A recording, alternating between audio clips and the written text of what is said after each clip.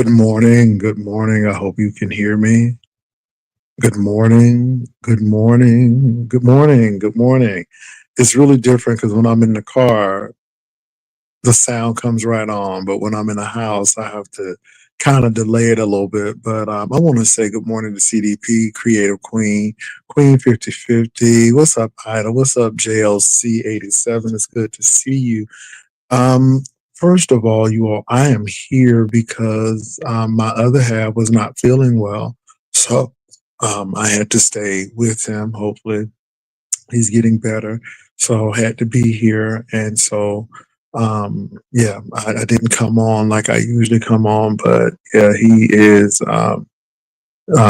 getting better, which is good. Second of all, I want to share again my condolences with Walter Lee Hampton. I actually happened to see the video of him talking about his partner Earl. He passed away, and it was touching. It was heartbreaking. you know, a lot of people may not like Walter Lee. He's very controversial, but he's a human, and I just enjoyed watching him talking about his partner. So I thought that was really interesting. Today, also, you all, I'm going to talk about a couple of things today because ignorance is very bliss with some people. I don't think I told anyone I was leaving the beef sector. What I did say was that I am not in that format. I am not doing the format of what other people do in the beef sector. I think I even said that I'm not moving the house. It's just being renovated. The lot is the same. Nothing is changing. It's just I'm not with the ignorance. That's the bottom line. So my thing is I'm just not with all of the mess, and I don't really care about how the numbers are or who comes over. I'm just tired of dealing with the foolishness and petty mess. And my thing is, it was good for me when I was doing it. Now I'm at a different season. Now I'm going to do something else. And I know a lot of people cannot accept that, and that's fine. That's fine. But what I'm not going to do is curse people out and all of this foolishness, because that's the easy way. That's what simple people do. I'm not that way. I'm a complex person. I'm a person who thinks. So um, I never said I was leaving any place. I just said the format is changing, and that's it.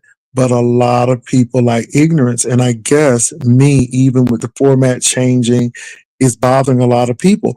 It may not need to be anything done to the channel uh, to believe it or not. I'm thinking of, hey, what I'm going to do. It just may be coming up and talking about what I want to talk about, but not doing the stuff that is so indicative of the sector. So again, what I do in my real life, it needs to match on YouTube. And that's it. That's it. That's it. And that's all. So what's up, baby skin? Yeah, it seems like Earl just made it so he could celebrate Walter's birthday. And after his birthday, Earl gave up the ghost. I just think that he wanted to celebrate that birthday one more time with Walter, and that's noble. And I'm just glad that they had that time together.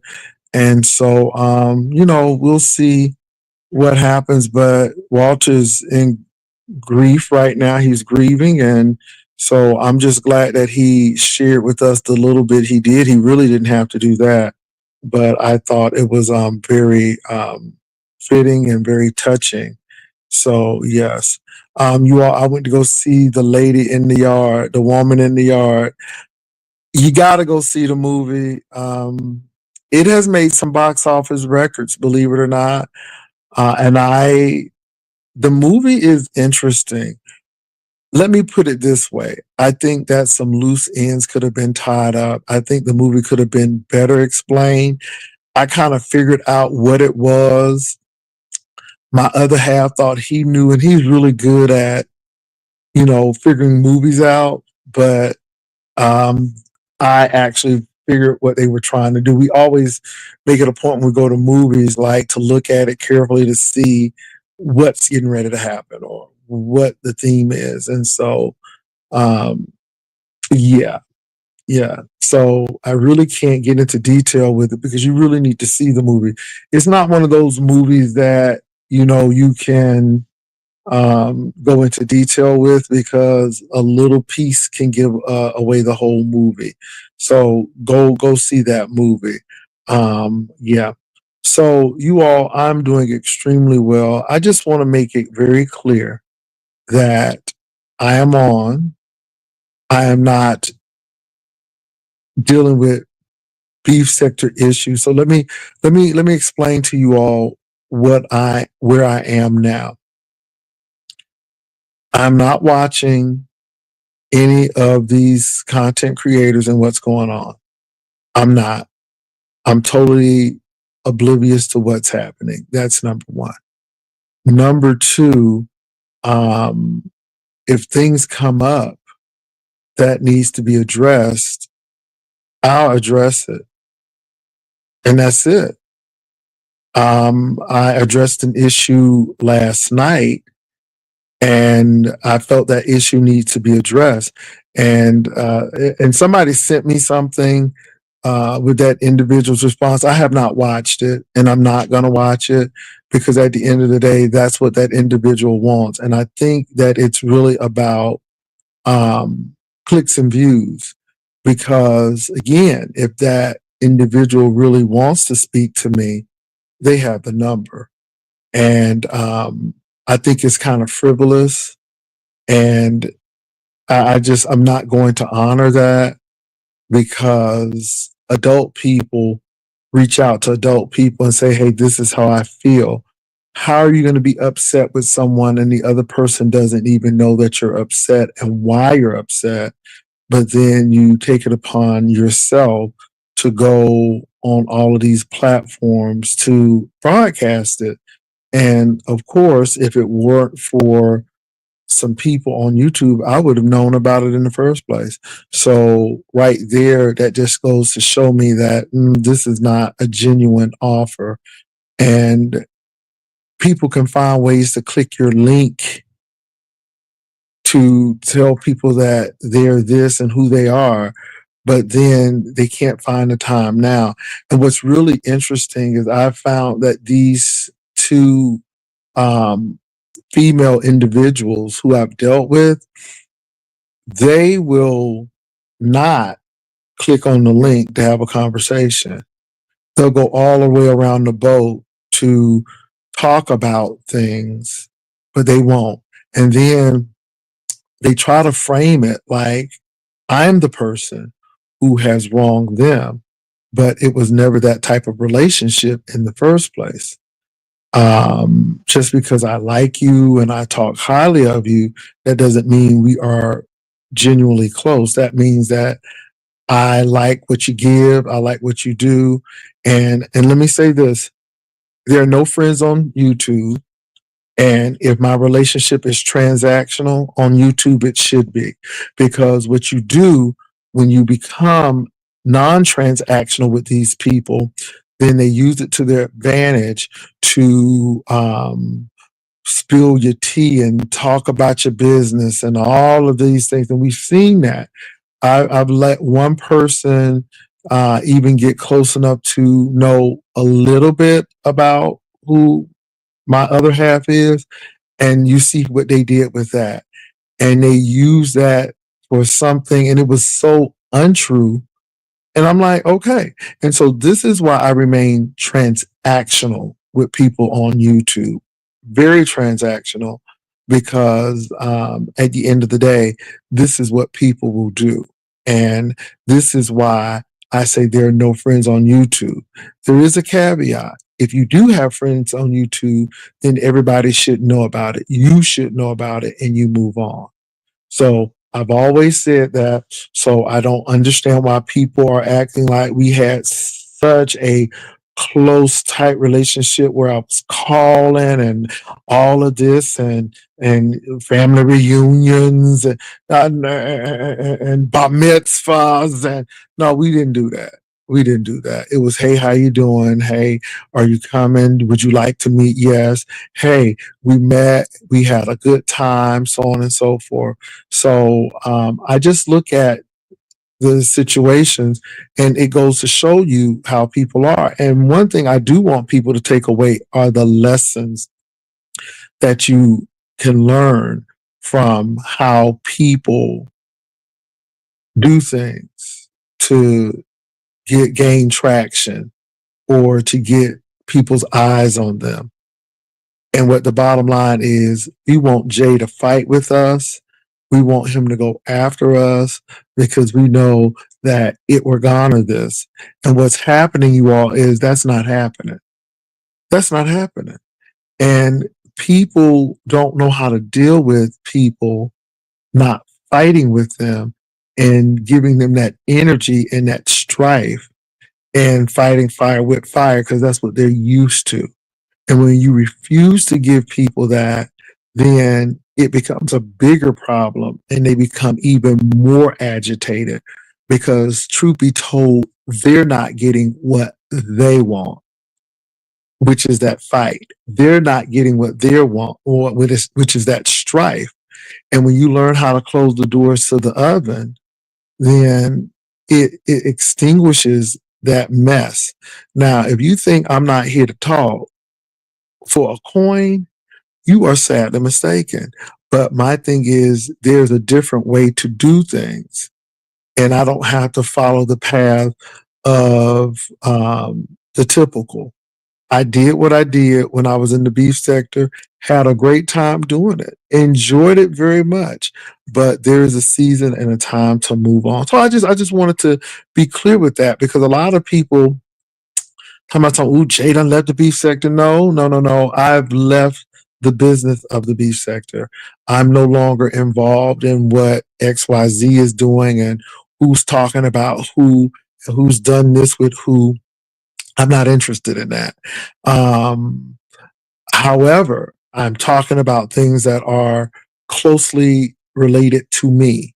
And the people who come up on the beef sector, we will talk. However, there are topics and there are some things that I'm not going to broach and we're not going to talk about. I love Mama D down, but Mama D was going after somebody, and I'm like, no, Mama D, we can't do that because I'm not there. That's not my home anymore. Would it be easy to sit there and go at somebody? Very easy. But the challenge is, can you really tailor your program to not have to do that and to really do what you have to do? See, a lot of people like mess, y'all. Let me say this, and if I'm wrong, tell me I'm wrong. If I were calling Heidi all kind of bees and cussing her out, baby, the people would be here in droves. Even Heidi would be here. She would probably click the link. And baby, if we was cussing each other out and going at it, oh my God, it would be on. And we know that would happen.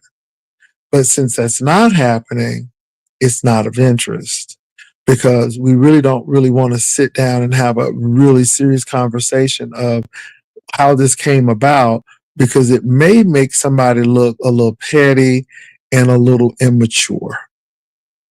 Whereas if I have to get down in the ditch with you, then it gives you the justification and it makes us look equally as ignorant. And I'm not with that program anymore.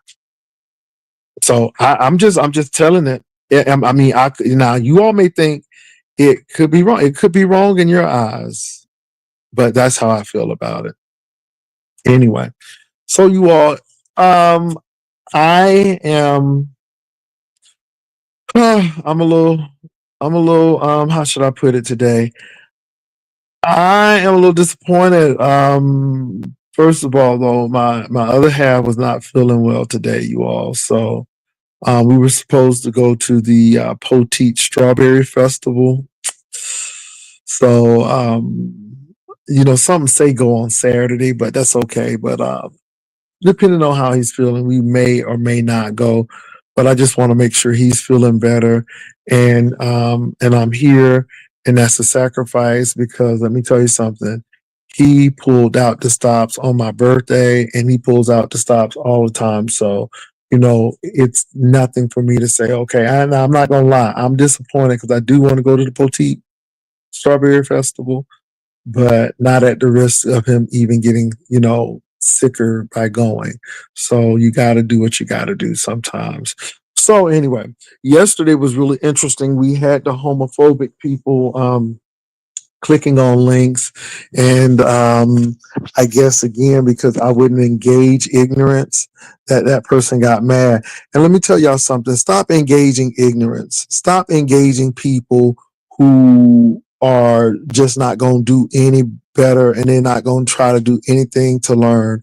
um Somebody wanted to talk about biblical stuff and my sexuality, and I'm like, it's nothing to talk about. I know where you stand. I know how you look at scripture, and we will never be the same. So it's not any reason for me to click you on and bring you on and talk. Um, and when you are not arguing with people and doing that, you catch the tea, you catch the shade, you see the movements, you see how people operate. And a lot of content creators really need to slow down and take a step back so they can really see all the moving parts. Because when your adrenaline is high and when you are pissed off, you don't see everything. And I'm telling you, when you maintain your decorum and emotional intelligence, baby, you see it. You see the mess and you see the foolishness. So, and it's a lot. So let me say this. Didn't say I was leaving the beef sector, said I was changing my formatting. That's what I said. So I don't know what people are saying. He ain't never left. I ain't never said I went anywhere. I said the house was being renovated, and a renovated house means that some old things are thrown away, and you get new furniture, and you get all of this stuff. It may be in the same neighborhood, but it's almost like Love It or List It. Oh Lord Jesus, we were just watching Love It or List It, and this is a good analogy. You stay in the neighborhood, but then your house value go up, and it gives you options to move to another neighborhood if you want to, or you can stay, but the housing value has gone up. And that's all I'm going to say. Some people ain't renovating. Some people got them same cabinets, okay? They got them same bathroom tiles and all of that stuff, and that house ain't changed since they moved in there. And then they act like their stuff is valuable, but they never upgraded. Oh, did y'all get that analogy? Come on, analogy. Come through, analogy. It's time to do some renovation. That's all. And I just did a renovation. So I didn't move. I just did a renovation. Touch your neighbor and say renovation. Oh, come on now. It's about renovation. Okay, doing something new, moving things, tearing down some walls, having some open concept. That's what it's about. Nobody don't want no galley kitchen no more. Some people might, but I don't. So you do what you need to do. It's called renovations. And some people might move from the neighborhood. Some people might want to stay. So Janice, that's what it's called, renovation. What's up, Sabrina? What's up, everybody? I'm telling you, it's called renovations. Okay, so that's it. All right. So am I supposed to care about that? I don't care. How you gonna drag me, baby? I have a home. How you dragging me? I mean, okay, it's okay. What they got to do with me?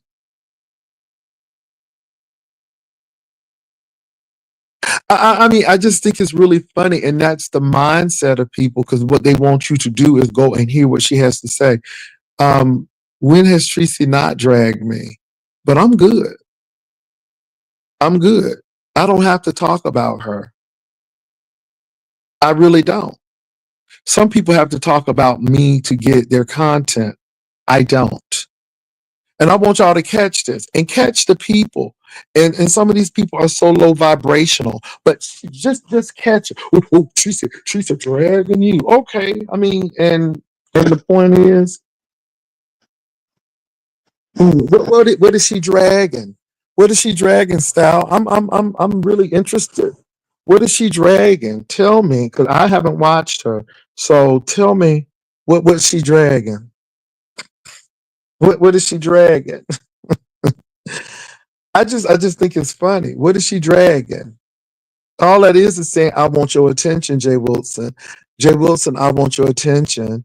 But what is she dragging, Style? I'm interested. I'm not going over to watch because I don't watch it. But since you brought it over, you really wanted me to notice. So tell me what she dragging. I mean, since you brought it over. Okay, let's see what Stout is saying here. Okay, hold on for a minute, y'all. She says you don't. You say, and she says you don't know other half. Stout. Now, if you're gonna write correctly. Um, I don't know Tracy like that. Me and Tracy don't talk like that. But my thing is my other half lives in San Antonio and hers live where again? Yeah. Yeah. Okay. Anyway, and I'm a liar. What did I lie about? So Stout, let me say this. I don't have to prove that I have a other half. I have one. And I don't have to bring them on camera or take pictures to prove that. I'm way beyond that. And what am I lying about? I think it's funny. I think it's very funny.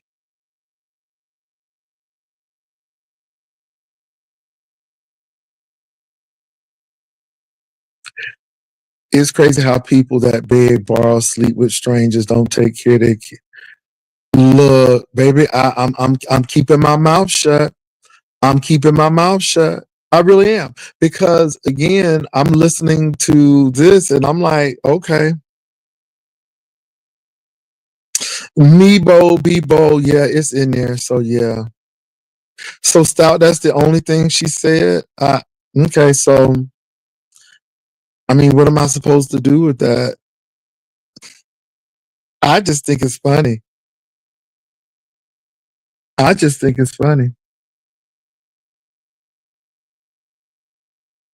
Hold on for a minute, you all. Give me a minute. Give me a minute. Give me a minute. Give me a minute. Hold on. Give me a minute. Babe, how you feeling? I feel a little bit better. Okay. Just wanted to make sure. Let me know. All right, I'm back. Anyway, you all, I just want to see if the other half was feeling a little bit better. Anyway, because I'm such a liar. Um, I'm such a liar. But anyway, you all, let's move right along. Hey, Faithful Wisdom. Jay Wilson, can you give your opinion on the funeral home in Houston, Richard Mortuary family members film deplorable conditions?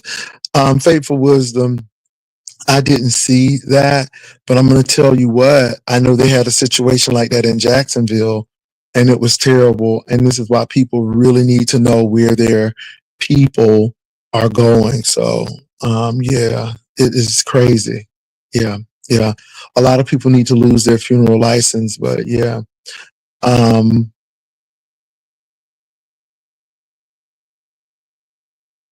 oh, Kim McGee, but I just went and checked on my other half, and he said he's doing a little bit better.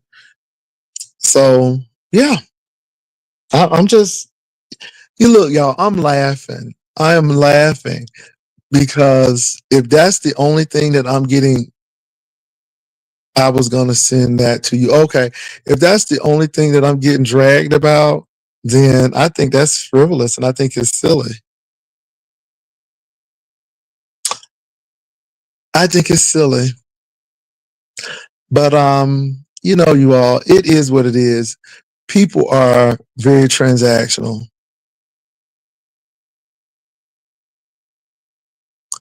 Kim McGee, like I said, I don't know if that man came out of a magazine or not. I really don't know. If she says that's what she has, then I can only go with what she says. But I'm really not heavily involved in her romantic life and who she's dating because it's really not that important to me. Um, yeah, it's really not that important to me. And I'm just focused on what I have. And that's it. So, yeah, but I thought Stout said that she was reading me and me saying that, yeah, okay. But if that's all they have, baby, I guess that's all they have. God bless them. And I hope they do better. I mean, that's the whole thing. I'm too old to be sitting here worried about other folk. We're both 55 years old. And my thing is, I want to make sure I can get my discount, my AARP discount when I go places and do things. That's what I'm really focused on right now. Really not focused on who Tracy is or is not sleeping with. It is what it is. So that's how I feel about that.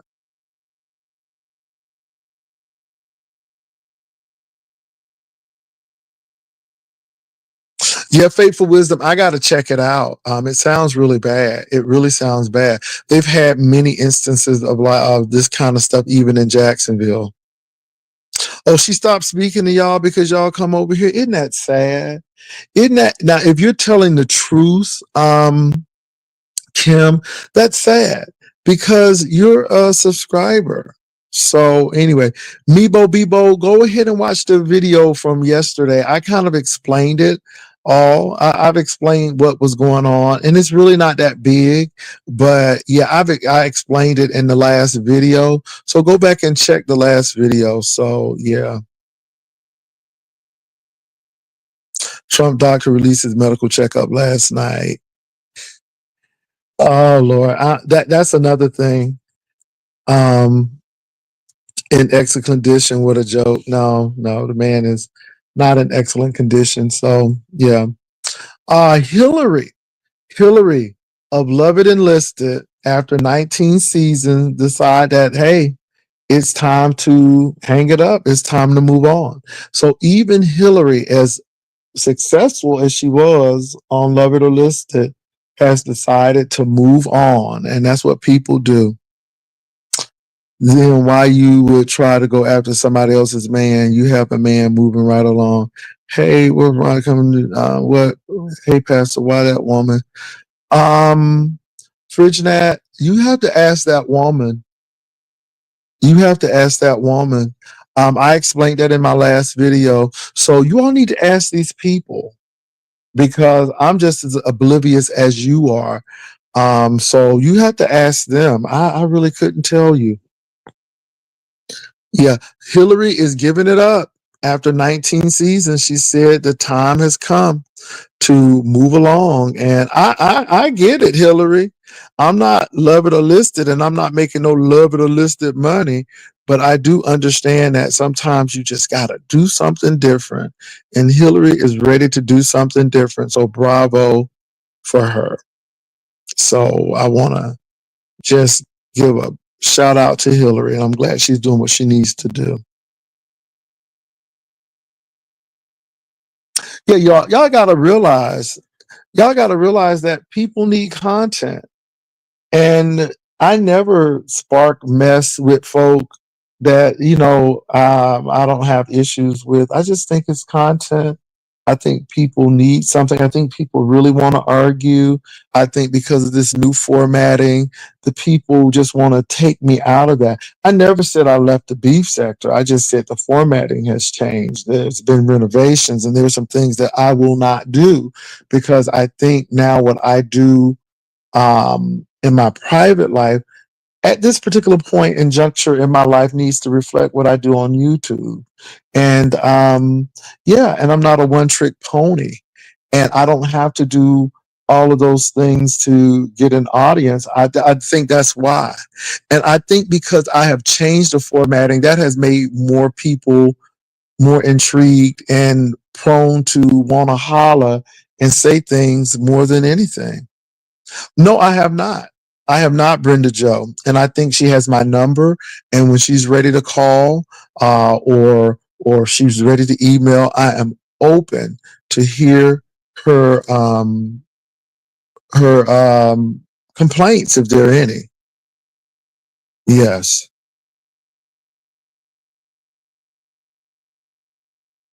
Bishop Jake's $100 million venture has stalled in Atlanta. He was supposed to be the old ex-wife. He was going to be apartments now. Yeah, you got to have that money. You got to have that money. And so we'll see. And let me say this, sometimes people's influence is not what it used to be. It's not what it used to be. So, yeah. Well, no, those are her issues, William Perry, but those are not my issues. And I think that's frivolous. And so I told the people what I needed them to know, and my phone number hasn't changed. Yeah, my phone number hasn't changed. People really need content, you all. Folk really trying to get back into something. I just think it's really interesting. And can I say this again too? And let me be 100%. There are no friends on YouTube. I didn't come here to make friends. I came here to make a coin. And it's always been a job. No, they don't work on both sides because, again, William Perry, if you have an issue with me, then you reach out and call me. You can't say you have an issue with someone and the person doesn't know you have an issue. The right thing to do is let people know that you have an issue, and then you have that. The incorrect thing is to go on a platform and blindside someone. Let me give you an example of the right thing to do. And I'm glad the real Mama Fifi came on and told her testimony. The real Mama Fifi had an issue with her Bible study teacher because he started saying some Trump rhetoric, and she stopped going for 5 months. Nobody knew. But the Mama Fifi said she heard something that I said, and then she went back to Bible study. Since she was offended, she told the person why she was offended, and they had a conversation. And then the person said, "You know what? I have been hit personally financially, and I'm thinking what I've said about that individual. And you know what? Since it hurt you, then I'm not going to talk about it anymore." But the real Mama Fifi had to let the person know what it was because the person didn't. And it's funny that all of you know, but I was the last one to know. And that's how I think things should be handled. And I'm not going to say anything else. That's how things should be handled. I don't know where you all come from, and I don't know your etiquette, but if you have an offense with someone, the Bible says, leave your gifts at the altar and go to your brother, and you get it straight with your brother. That's what the Bible said. And so my thing is, I don't have an offense with Heidi. I don't have a problem with Heidi. Heidi has a problem with me. So since I am the problem, then maybe you should reach out and we should have a conversation. And that's how I'm going to keep it. Period. Period. You're right. People are not mind readers. And my thing is, if you have the offense, then maybe you need to reach out because I don't have the offense. And I'm going to keep on living life because at the end of the day, I don't even really know what you are angry about. That's it. Well, then she needs to express that. But we don't talk like that all the time. Heidi and I talk sporadically. I probably talk probably to Teddy more than I talk to Heidi, to be honest. And Teddy is not crying because of his birthday. Yeah. And again, I want you to really look at that and scrutinize this closely. It doesn't make logical sense for a grown individual not to be able to reach out to someone. I think something is wrong. I think something is not connecting. So anyway, but like I said, there are no friends on YouTube. And my thing is, we're all 1099s. Some 1099s I like to work with off camera and on camera, some just on camera. And that's how I feel. And I deserve to have those feelings. And so, yeah, because I really have friends outside of you too. And Heidi and I had a great time. And we had some really great time. So that's my thing. If you were so hurt and you got the number, just reach out. But doing these tours and panel tours and all of this other stuff you're saying, I find it to be, like, oh, okay. And I'm gonna stay in the same frame and nothing is moving. And can I say this? I'm still cool with Heidi. I just won't engage Heidi in something that's frivolous like this, where you could easily pick up a phone. So I don't have a problem with Heidi. Heidi has a problem with me. So again, I'm not here maligning and talking about Heidi. As I said, if you would listen to what I said last night, I haven't said anything disparaging about her and her husband. I haven't. So yeah. Oh, it's not sarcasm. I meant exactly what I said. I meant exactly what I said. And my thing is, the door is always open. Do you not know me and Heidi fought like cats and dogs when she first came on here? And again, it was more volatile then than it is now.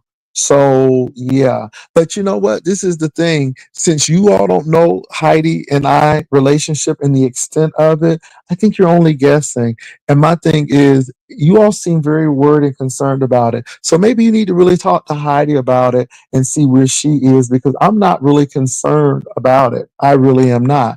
And if I'm sarcastic and you think that I come off this way, then that's how I come off, because I know how people are and I know how these YouTube streets run. But if you don't like it, you don't have to stay. You can always move, but the answer is the same and it's not going to change. It's not. It's not. And I'm really not bothered. This is content. And I'm gonna milk it for what it's worth, because she's milking it for what it's worth. And baby, we're going to milk together. Mm. Heidi and I, yeah. Heidi and I, we gonna walk together. We gonna walk together right on this road and make this money. And you ain't gonna be able to do nothing about it. And I'm gonna put my commercials right on in, whether you like it or not. Ooh, Lord, y'all something else. There ain't no friends on YouTube. It ain't no friends. And like I said, I really don't care. It is what it is. All of a sudden I'm finding out about some birthday. I mean, I can't help it, because I was blessed my birthday and people did this my birthday and this. And my thing is, I looked over my cash apps. I didn't see a Heidi birthday, but I didn't expect one, because the people who wanted to give, they gave. And that's it. And the people who didn't, they didn't, and that's fine. And I don't think any less of them. That's the problem. I don't think any less of them. Let me tell y'all something. A lot of people want your presence, but they don't want your presence. Oh, I hope you caught that. A lot of people want your presence, but they don't want your presence.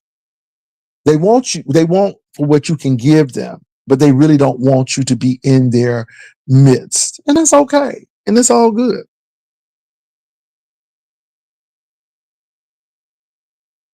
And William Perry, I've always stated that that's never been a secret. So why are you all so surprised now? Why are you all acting like this is such a epiphany for you? I've always told you that I am here for a job. This is a job.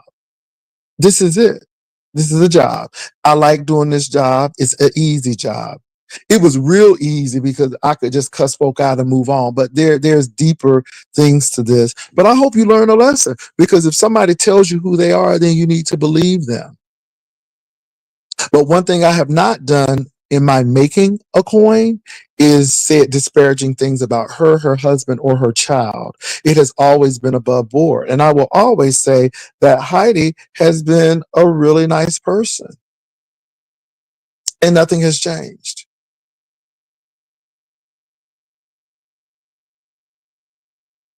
William Perry, they can hear that. I don't know why. The mods know that too. See, that's what y'all don't say. The mods know it too. I met MB, but MB has sense enough to know that we ain't talking every day and every because MB has a life. And I'm sure MB had a birthday that I probably didn't hear, but MB ain't sitting up here crying about it because again, MB has her own life. And so all of these slants that you're trying to come, all of these creeks and crevices that you're trying to come through, like a vermin that you are, it's not working because at the end of the day, I've never heard why I come on YouTube, and that's it. And so you can try to throw all of that psychology and stuff. It doesn't work here. I come on to make a coin, and that's it. And this is the thing. You would think that I would have stole some money from Heidi or took Heidi's personal bank account or her credit card number and made it rain. It's a birthday. I'm like, are you serious? I'm like, where did this come from? And again, it hit me as by surprise as the other people. But baby, it is all good. Ain't nothing changing. I'm staying exactly the way I'm saying, and you don't have to like it, but I'm going to be exactly this. I shall not be moved, planted like the tree by the water. I will not, shall not, don't even plan to, won't even make an inch to move. And that's the stark reality, whether you want to accept it or not. So I think MB is a smart enough woman to know. I think MB knows. You hear that, MB?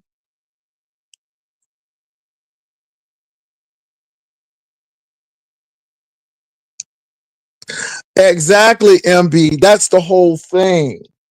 And MB just spoke her truth in her mind because she has a mind of her own, baby. So again, I think it's hilarious. All over a birthday. All over a birthday. All over a birthday. I'm like, okay,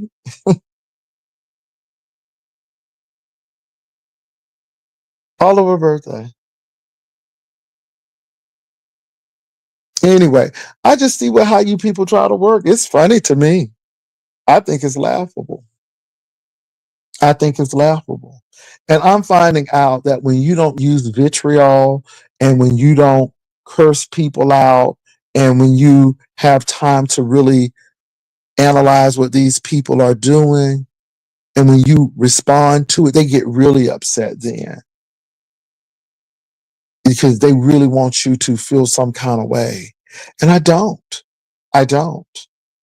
And we all gonna milk this money up because everybody need content. Some people get it this way, some people get it that way, but at the end we all get it, don't we? And if you think I'm not using this for content, you are sadly mistaken because it's such laughable thing. But you all take it really seriously, and I'm here for it, baby. I am here for all of it. I'm here for the guilt trips. Oh, the phone works both ways. Okay, it does, but I don't have the problem. I'm not sitting here crying because somebody forgot my birthday. That's not my ministry. That's not what I'm doing. And I didn't know it was a problem. But it's a problem, then people can reach out. But the doors of the church are always open. The phone lines are here for your prayers. I mean, it's always there. All you got to do is reach out if you're really that concerned. But no, you go on somebody's platform to do this, and then you go on your platform to do this. I see what that's about. That's not about reconciliation. That's about showmanship. That's it. And I'm here for it. No harm, no foul.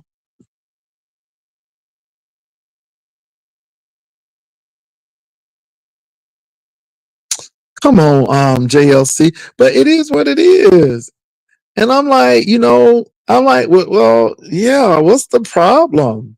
Then you got somebody saying I ain't with somebody and I'm a liar, but yet I'm good. Why even argue that foolishness? It doesn't matter because it's foolishness. I just think it's funny to me because they don't want the old man.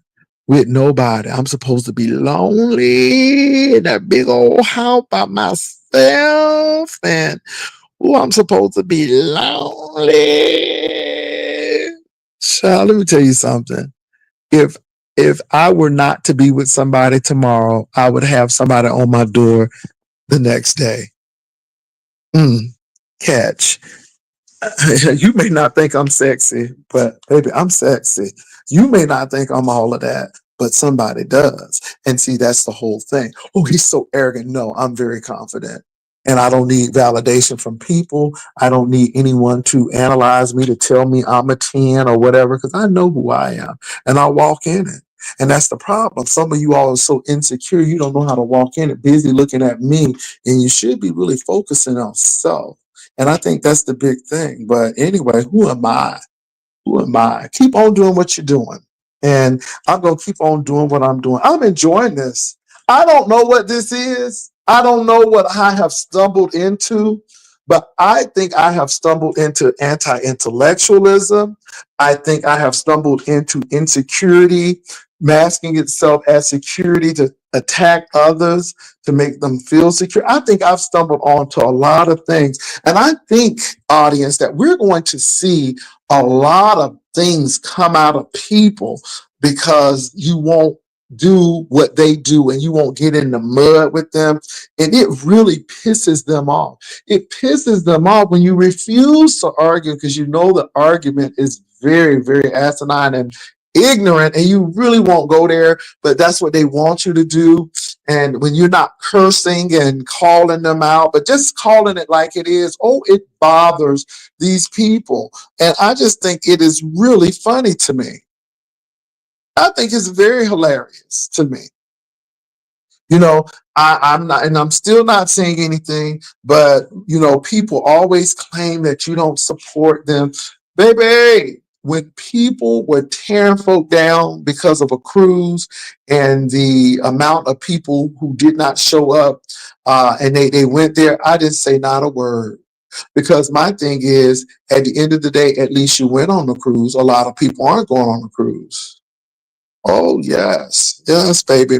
When your titties was plopping all out of that bikini, and they was getting ready to take your channel, yeah, I reached out and said, hey, you may want to, edit that out, baby, because oh yeah, nobody don't care about you. Yeah, okay. But see, when you realize that, you move on and you let people have that, because again, there was a disdain from the start, and you got to realize that it wasn't from you, it was from them all along. Because at the end of the day, you've gone out and gone above and beyond to help them, and they know you've done it. They know you've done it. But my thing is that content is so important, and I don't know if it's hate. I don't know if it's envy. I really don't know what it is, you all. I can't put my finger on it. But when you have actually let somebody come to your house and launch their platform, and I just think that that's a lot. But hey, it is what it is, and I don't regret it one bit. But trust me, it is not envy or jealousy or disdain on my part. It's just unbelief that people feel that they would have to do that.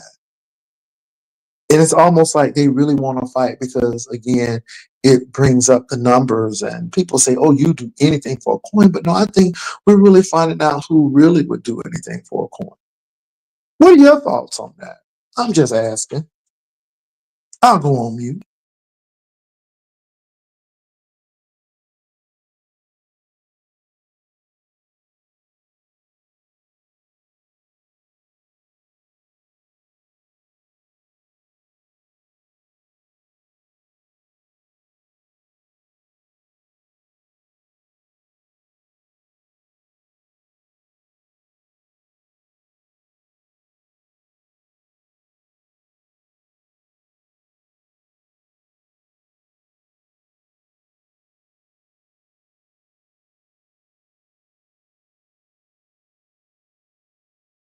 Kim McGee, and she's not the only one. There are many, it's numerous. But see, this is why I chose to do another format.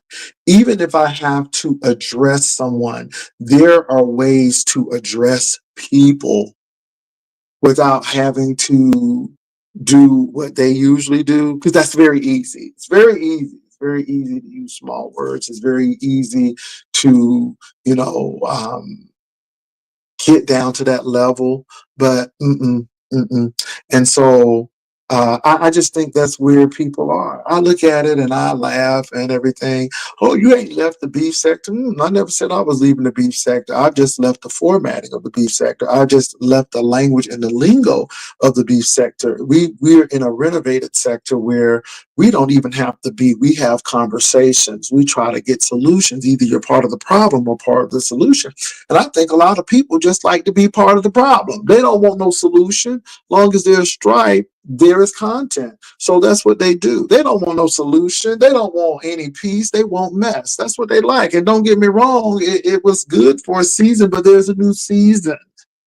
It's called a season of reconciliation, a season of being an adult, a season of being 55 years old and focusing on things that matter. I can understand, I've been on here since I guess 2015, so it's been a while, you know what I'm saying? But then you get like Hillary. Okay, there's more. I know I'm good at this, but I can do more, and I am not stressed out by these people. And the very now again, I don't know because I didn't see it, and I can only go off of what people told me because I did not see the rant, but they said it seems like there was alcohol involved. Somebody said somebody appeared to be inebriated. I don't know because I didn't see. They said they appeared to be inebriated. And so, again, that could be the case. They could be going through some things in their life. It could be stress. I don't know. Maybe her child, they're getting ready to leave the nest, and maybe it's an empty nest syndrome. I don't know what it is, you all. I heard what it was, but it seems extremely odd to me. But that's me. And my thing is, people didn't have an issue picking up the phone before, but now we have an issue with picking up the phone. And so now it's almost like my phone number doesn't exist and my link doesn't exist. But a couple of weeks ago, you were just telling the Miss O that she wasn't the doll, and you went in on her. So you clicked the link then, but now my link is almost like forbidden to you. I don't know why, but it's the same link you clicked before. Nothing has changed. Hey, what's up? Oh, Sabrina, I don't think I'm going to be speaking to a lot of them because again, it's not the same format, Sabrina. And if you give people something new and foreign, they hate what they don't understand. They hate, or they fear what they don't have knowledge of. And I think that's what it is. Oh, but I'm going to get this content, Sabrina. Oh, I'm going to get this content, Sabrina. It wouldn't be Jay if I didn't get this content. And when you got lemons, you make lemonade, Sabrina. And today, the lemons are very tart, and I got enough Splenda in the drawer, and it's quite tasty. It is.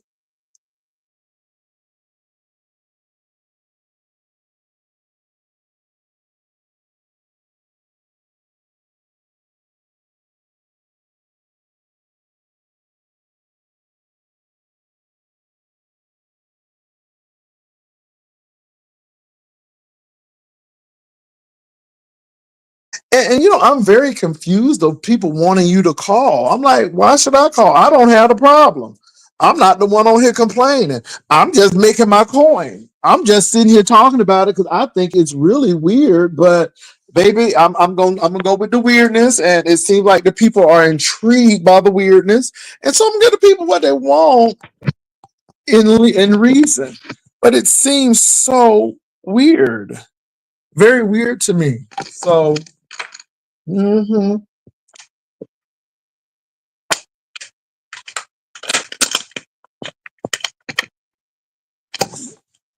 Oh, let me see what y'all saying.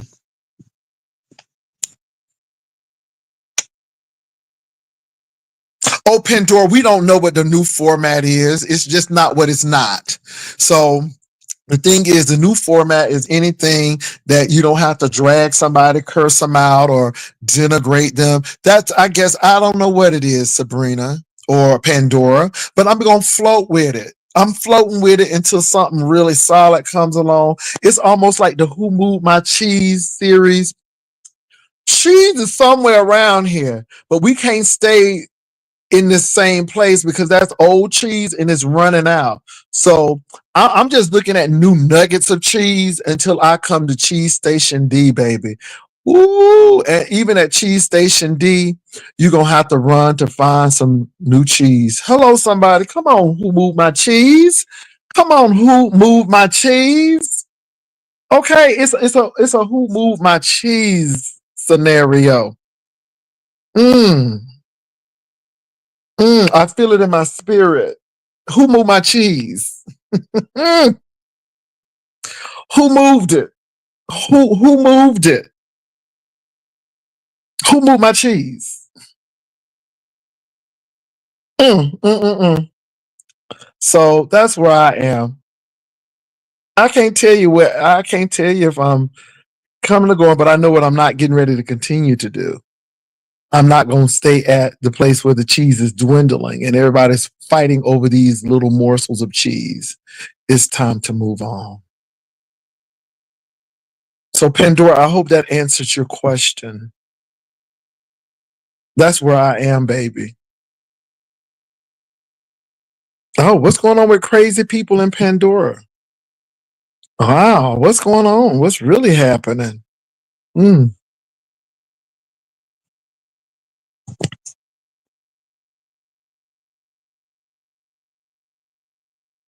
You all look. It is.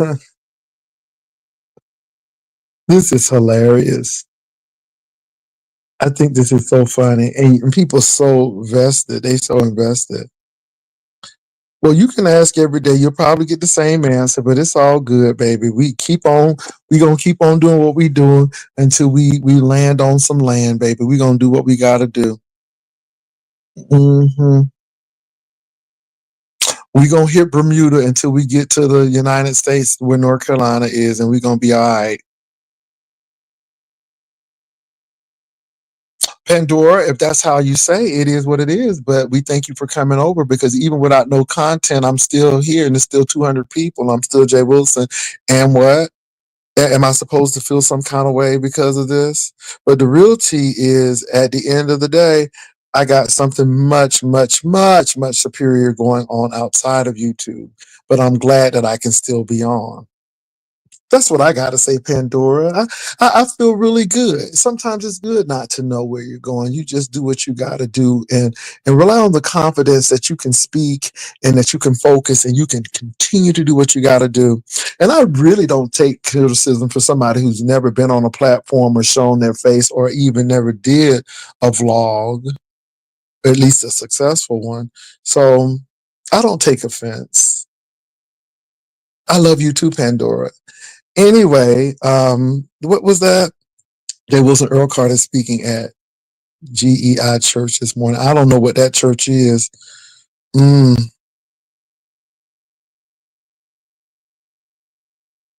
Well, Pandora, I would, like I said, if you actually did something yourself and had a successful vlog, I would take that as a maybe insult, but since you haven't, I really don't take it because, yeah, you really haven't done the work. So if you haven't done the work, I think is laughable that you're telling me about content. I think that's funny. I think that's hilarious, Pandora. I mean, and my thing is this: you're such a good writer. You're such a good writer, and yeah, maybe you should look into that. Yeah. Oh, Bishop Shea Church. Oh, okay, that's awesome. Well, Pandora, congratulations to you. Congratulations to you, Pandora. I am so glad that you have a successful. I don't know what that is because I can't see that yet. But anyway, I'm just so happy. Okay, that's good. You're not the only one. Then join the crowd. Join the club, Pandora. Bravo. What should we give you that? Some chiclets? I'm just trying to wonder what you want with that. But yeah, bravo. We're glad that you have a successful life. Great. And I mean, and okay, yeah, like everybody on here does it. We know there's some people who are struggling, but okay. And your point is, you thought you was gonna come over here and do your big one too. Again, another person just like that, and the format is just this. And if me roasting and reading you like this is the format, then so be it. I'm enjoying the ride. I really am. Thank you for coming over, Pandora. And check this out. I can use you free of charge. I don't have to pay you a dime. You see how that works? I appreciate you, boo. I appreciate you. Mm.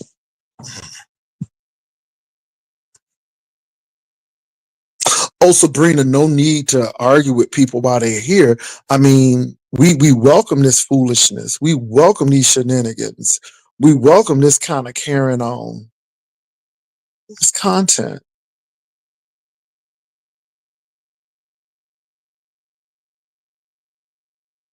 Oh no, no, no, no, no, no, no, no, not Pandora. Mm-mm. That's too reasonable. That's too practical.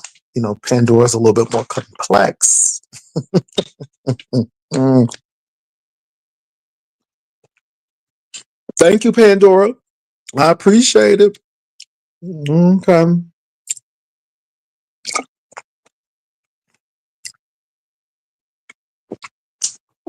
Mm. That's some real good water. Mm-mm-mm. Anyway, we all know what we're here for. We all know what we're here for. But again, the format, how I deal with folk, it's changed. I don't have time for that foolery.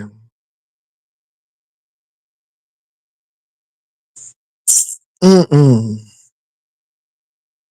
And notice, you know, if you're doing a whole lot of mess, people click that link. But when there's accountability and you got a total line, folk don't, which is really good. I had to get somebody told last night, and then they got really upset, and then all the homophobic rants start because they were not allowed to do what they want on my platform. And I just had to stop them, like, oh no, and then had the audacity to lie while they were coming on here. Oh my God. And I had to get that straight. I'm like, well, you knew who I was already. So already you were in the wrong. Oh, no, no, no. Oh, yes, yes, yes. Oh, yes, yes, yes. Old folk don't like that kind of teaching. People don't like that kind of teaching. Now, I don't know if Pandora has a man or not. And to me, it doesn't make a difference. I don't really care what she has. I'm just in the here and now. And my thing is, I really don't know this person personally. And it's a coin. And I don't take things personal or people personally. I just do my job. And then after the show, I leave. And that's how I've always looked at it. I've always been honest about that. So I don't know why people are acting like now they're so shocked.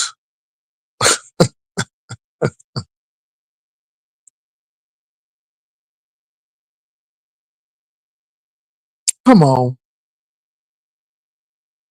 I think it's funny.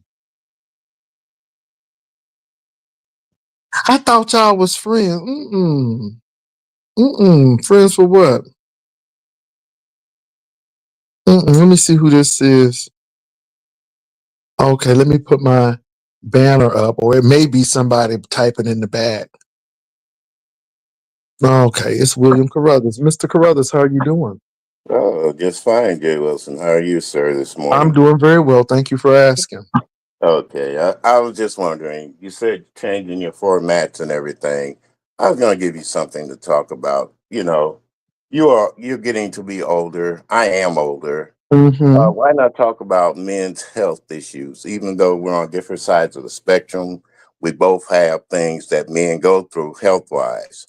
If it's with our weight, with our prostates, or with our uh, blood pressure and stuff like that.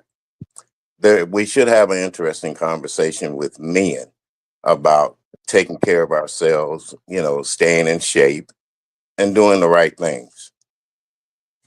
No, that's something to think about. I think I said that I would probably do a variety of topics, but at this particular point, just really trying to focus on some things that would be good for the whole variety. Because again, I don't want to cubbyhole myself into one Well, it's not. format. But right Well, I don't now, call it cubby hole because men should have conversations to men about men things, regardless if they're gay or straight. yeah, We and have I think things you're in right, Mr. common. Carruthers. But what I'm saying is that's great, but I'm not going to dedicate the whole show to men's health. It'll be numerous things, but I think that is something to think about. And I Right. wouldn't be opposed to even speaking about it and having people come on to talk about it. Right. Well, what about even? Well, I know you're into politics. We can, and let's face it, the economy is going to heck in a handbasket right now with Hmm. the way with the tariffs and all that good stuff. Hmm. You know, I pay attention to the news. YouTube isn't my life. There's more life besides YouTube, and I've been Correct. watching the news and seeing how this administration is trying to change things, not only for people in general, but the world in general. Yeah. Yeah, and I agree with you, but somebody's asking for the format. As you can see, even for these situations, the old me would have probably jumped off, went off, popped off, and that's not the case. And I never said I was leaving. I just said some things are going to Oh change, well, and how we do some things are going to change because, yeah. again, it is what it is. I don't have time to be arguing and yelling with people like yesterday. I just drop people. I'm like, if you can't be respectful and if this is how you're going to handle things, then, we don't have a conversation. So I think those things are a few things. And like I said, even with the situations that have those two situations, it is what it is, and so even the handling of that. But I'm not opposed to men's health. I'm not opposed about politics. We've talked about that during this transition. We talked about the bond market and how things were sold off. We talked about how Trump gave people inside knowledge about what was going to happen, and so how they probably made major profits off of him pausing the tariff. So we talked about those things, but my thing is it's a variety. Until we find some things that actually really work, we'll continue to do what we do. Oh, so in other words, you're going to experiment with different ideas that not only you come up with, or with what other people might come up with. Am I correct on saying that then? That's correct. Okay. All right. Hello to your chat too. I'm sorry to bust up in here like that. And I was saying hello to the chat because I know some people recognize me. Hello there. But it's very interesting, and I know you're not going to leave the sector. I mean, even if we don't call it the beef sector, you're still here with us, Jay Yeah, Wilkins. I never So said I was going anywhere. I just said how I heard yeah. you, and I know you're not leaving. That's what I'm saying. I know you're not Hmm. leaving. You're just trying to change the way that you look at things, as far as this quote unquote beef sector goes. Hmm. And you can't say that you're leaving us, because we're always going to be here to listen to you regardless of what goes on. And we know there's going to be some ups and downs in the sector, no matter what we try to do. Even I found out, even with my doing trying to do music, sometimes I have people come up there and want to try to spoil it, but I just ignore it and just keep on doing what I'm doing. And that's the way I hope it'll be with you. Oh I yeah. understand. Yeah, I understand it's hard to not look at a comment and get into an argument with a person, or make something, say something back to them. But long as you just keep focused and do as you want to do, and like I said, people give you ideas, and all you have to do is follow up on them. That's all. If Hmm. I get the idea that I want to talk about health, I'm gonna go to my platform and do it. If I get to the idea that I want to talk about politics, I'm gonna talk about it. It's what we feel and how we feel at the moment. And like I said, at my age now, which, thank if God's willing, next month I'll be 75 years old. I ain't got time for all that stupidness. If you can tell me something good, I'll listen to it. If you want to talk about, hey, trying to prolong your life, or even trying to prolong your finances. That's another thing. But you have to be careful with doing that because they can say that you don't know anything about insider trading or you don't know anything about the stock market. And then when you give people ideas and stuff like that, and if they lose their money, then all of a sudden you're the bad guy. You know, they want to say that Yeah. you're Yeah, doing and great. I think most people tell people that, hey, these are suggestions. There's always some risk to that. We were just talking about Walter Lee Hampton losing his partner Earl, and he passed away. And I think he had, if I'm not mistaken, an aggressive form of cancer. You all, I don't know what it was. I would have to Mhm. go back and watch Walter Lee again, but he was dealing with grief and some things that went on. He talked about the dynamics of their relationship, so we talked about that a little bit before going into other things as well. Yeah. And when I hear stuff like that, that makes me feel sad too, in a way, because like I say, being an older gentleman, I don't sit up here and think about, well, when is my time, which I know I shouldn't do, but we're all human. Hmm. And when you get my age, hey, it comes even more every day. That's why I try to find different things to do and to be different in life.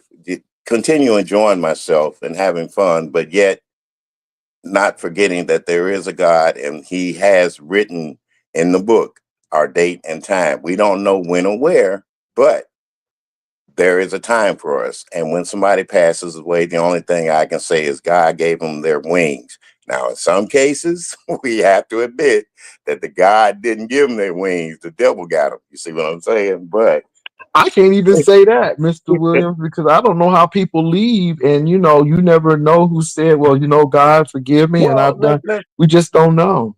let's be for real, Jay Wilson. There are some devilish people in the world. Would you say Hitler went to heaven? You know what? I don't know.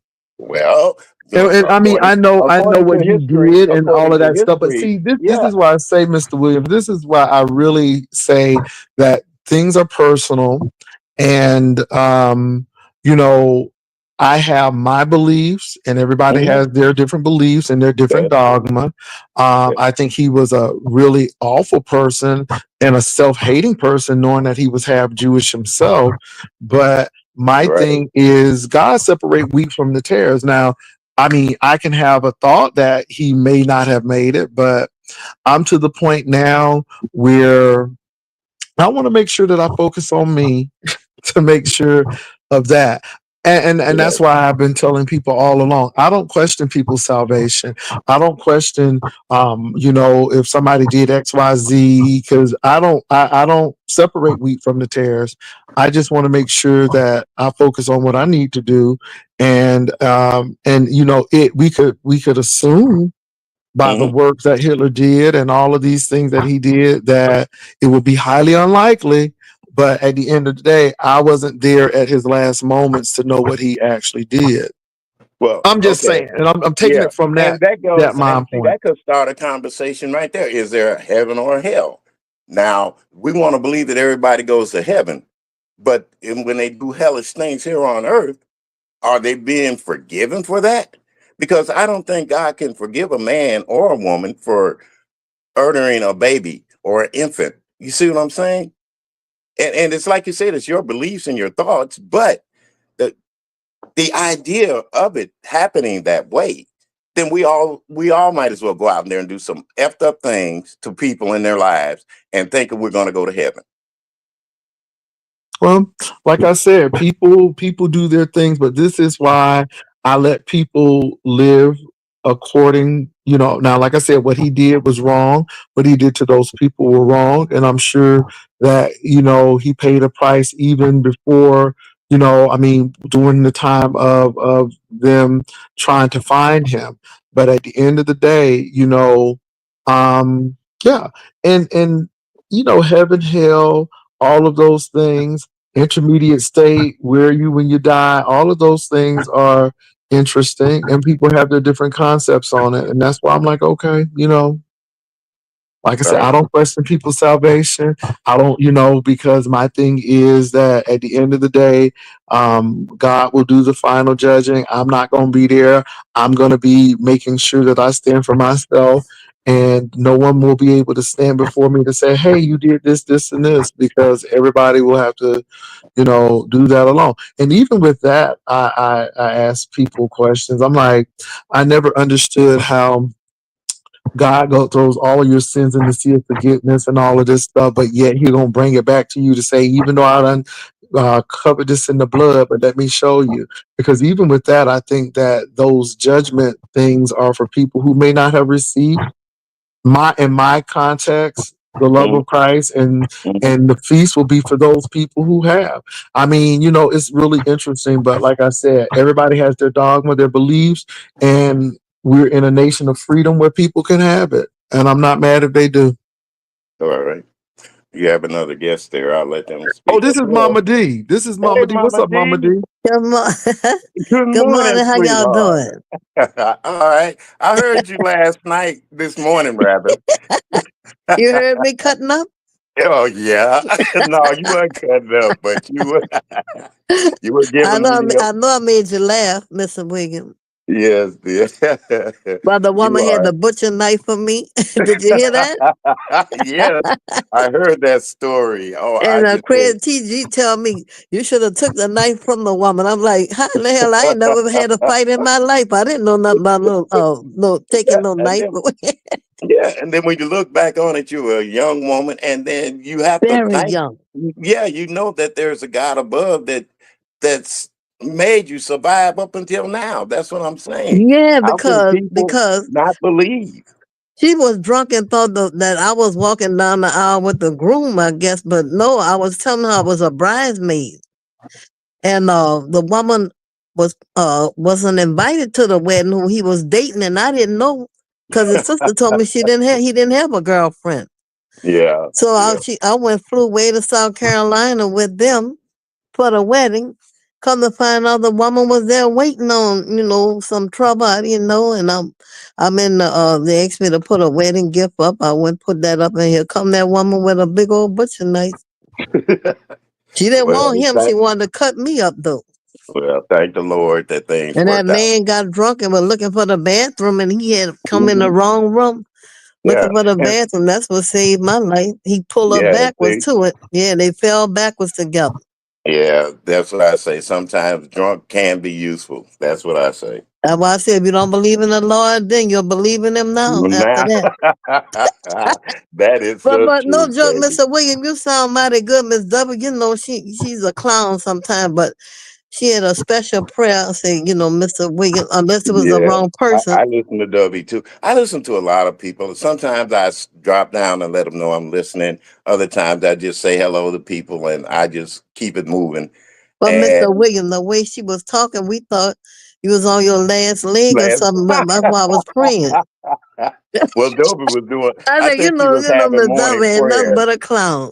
Yeah, she was having morning prayer, and I thank Dovey for that. And like I was I telling thank her people for that too. But earlier, did you hear her say that it was serious? you did. Yeah, there's some She stories I said, can bow tell y'all head Dovey. down because it's real serious. I said, oh, Lord, Mr. William on the way up. Well, that woman knows she a clown, huh? Yeah, because Dobie has put me out there on Front Street with her stories at times. But you Yeah, know it's a what? hot When mess. I think about Dobie, I think about when I first started out doing my music, and Dobie was up there, and Dobie was typing crazy stuff in the chat. And me, I said, you know what? This woman thinks she loves having fun. Right. Swinging from a chandelier, throwing her drawers off, and all of that stuff. It just kind of stuck with me about Dobie because, believe it or not, growing up doing that kind of work, I did see women do that crazy stuff. So Yeah. it's just the thing with Dobie. She has a part of me that reminds me of my younger days. I ain't gonna say childhood, but my younger days, and way that some people acted out there when they went to them speakeasies, them taverns, them holes in the walls. Yeah. So Mm-hmm. But yeah, Mr. William, that's the reason why I enlisted in the military. After that, I said I got to find a way to learn how to fight. well, thank you for your service, sweetheart. But Oh my God, I thank God I'm I here though. understand. I understand the meaning of learning how to fight because I've been learning how to fight all my life. I don't even know whatever become of that lady, the girl who I called my friend.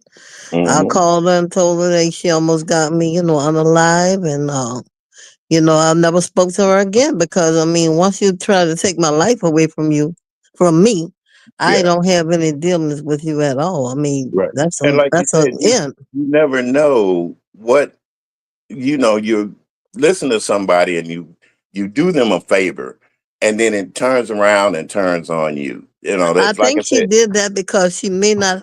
You don't have to sit back and you have to think after it all happens. I Hmm. think she did not like that girl who her Yeah, brother was dating, and she right. used me like a pawn. Well, this is a nice looking young girl. This is my friend, and I can get her to walk down the aisle with him. And as soon as she see her, she gonna flip out and make yeah. And so, but she did put my life in jeopardy. You see. Yeah, that's what I'm saying.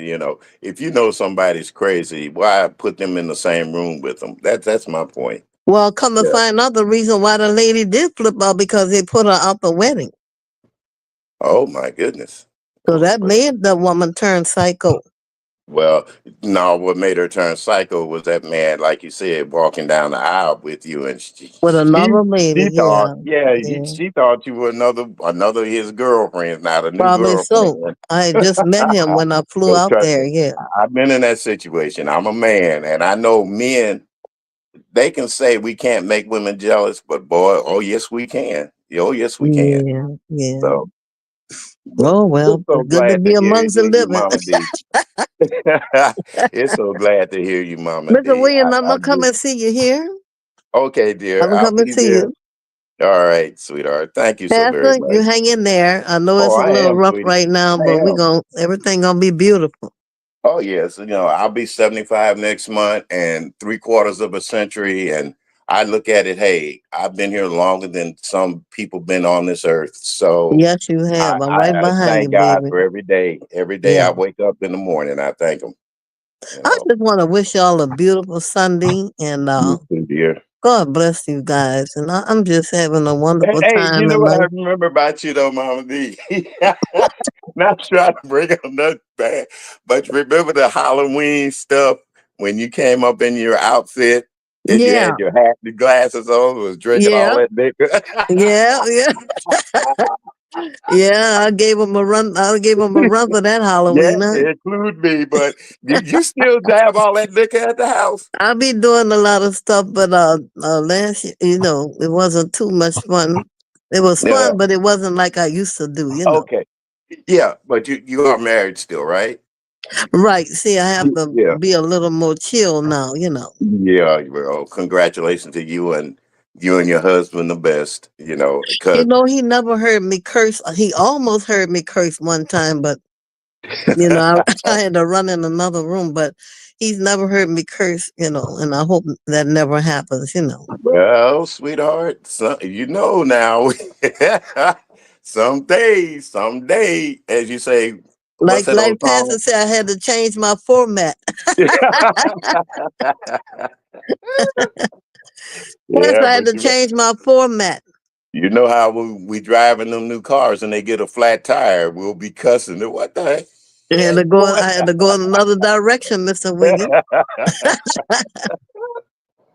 Well, it's Yeah. so great. It's so great that we're still here, and it's great to hear your voice. Like I said, I be listening to a lot of people. I just don't drop down. And when heard Jay Wilson was talking about his formats and stuff, I was just trying to give him a few ideas where, Yeah, I'm you proud of know, him. He's gonna make it. It hurts so bad when people turn on you for no reason and you don't know why and can't understand why. That's a terrible thing. But you know well, what? At the end of the day, it all be for the good. yeah, everything works out for the good. Remember And if that you, song they made, Mr. William? If it wasn't for you, I wouldn't have met, my man. You remember yeah. that blues song? Oh yes, yes. All that kind of music. That's what makes me happy. I can go back and refer to my music of things that remind me of days when I, you know, had bad days. Then I also have good days. So That's right. the good days outweigh the bad days. That's for Thank real. God for that.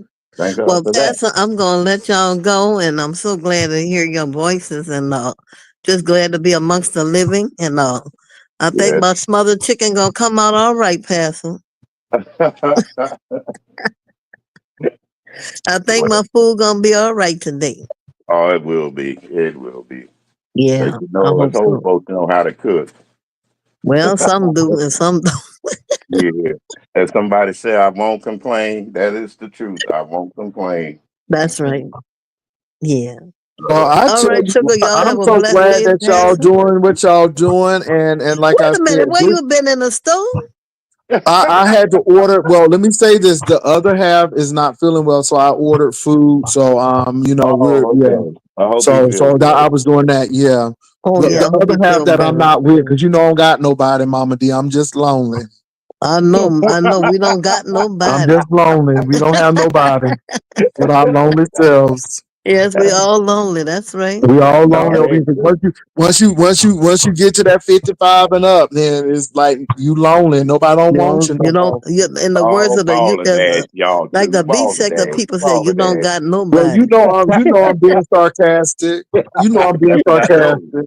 Yeah, that's what I know. Shoot. You know I am. I'm telling you, Yeah. but Well, hang yeah, in there. so yeah, we were Hang in supposed to there. go to the Strawberry Festival today, but he's not feeling well. So yeah, Oh, Oh, that's okay. too bad because it is absolutely beautiful. it Yeah, is. It beautiful day. is. It is. It is Did very you beautiful. But yeah, did you get a chance to go to the car festival? the who Car festival up there in Houston. I No, I I didn't. had a relative went. Uh-huh. Yeah. I watched it on television, some of it. It was really nice. It was really nice. All of Yeah. that engine, that noise get on my nerves. Those engines and all that. I don't like that for me. Oh, I That like them. ramping I up like that I engine, love yeah, it get parades. on my I love nerves. parades like that. Heck, I So even go to what do you all think about these people with their disdain for older people? I know that that it's and it shouldn't be young versus old, because again there's some things that the younger people can definitely learn from the older people, and there's some things that I'm sure we can learn from them. But it always seems like there's a divide, that if you're older you're not as quick, you're not as smart. I've heard a lot of this, or you're not as agile to change. So what are your thoughts? well, really, Jay Wilson, my thought on that is that it's society that makes it that way. It's not that we're automatically doing it. When you look at television, how it's changed, when you listen to music, how it has changed, people have forgotten that older people got you here. You see what I'm saying? I learned a lot Um, from hanging around older people. I never did hang with people right. really my age. Me either. That's what I'm I always saying. hung around older people. That's Older how I people. learned a Right. lot of things coming up. Right. As once I left the military, I learned a whole lot by hanging under Mhm. older people. I never Older did people. hang Right. around teeny boppers and stuff. So, yeah, what I think about them is that they need to learn something and quit being so ignorant and disrespectful. Well, They listen, might like get I said, that somewhere. That's comes the only from thing I can see. yeah, that comes from watching too much TV, trying to live the way that they see things on in a uh how should I put it, a Hollywood way. That's Yeah, what it is. Trying to live like Hollywood. You yeah. know, they Well, see these kids on these movies being disrespectful to their parents or making fun of old people, and heck, to the point of even cursing them out. I mean, so Mhm. what? It's society. I'm not going to blame it on an Yeah. individual. But let They me say just this, don't know Mr. any better. Williams. This is what I've seen, though. I can appreciate the foundational things, especially in the world of music. That the old school music, I can see it in new school a lot. I can see it through samples.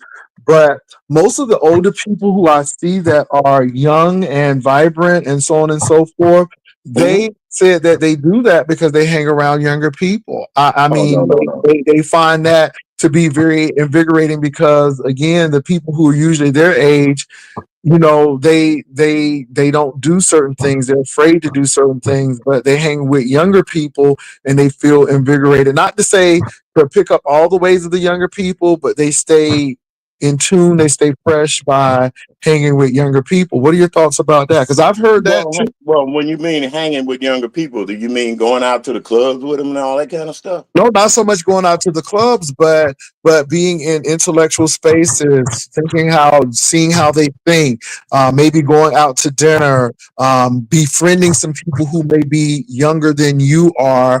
Not moving to the 55 and up community, but being in the thick of the gentrified neighborhoods, I guess, where they're younger and very diverse families. They said that they stay young that way, because the people who are their age, not so much. What do you think about that? I've heard that a lot. Well, to be honest with you, Jay Wilson, like I said, I have people around me that are way younger than me, and they Yep, do make me feel alive at times. they Okay, sure do. but on the same token, I know I can't get out there and hit the dance floor with them. I can't go out there and play tennis with them. So, yeah, it does make you feel good. And especially when somebody cares for you. There's a difference between being around a person and not caring about you or Hmm. just being there to be there. I have Right. young people that will call me, come pick me up, ask me, do I need anything, go and take me to the store and stuff like that. And I Hmm. feel good about that. I do So, too.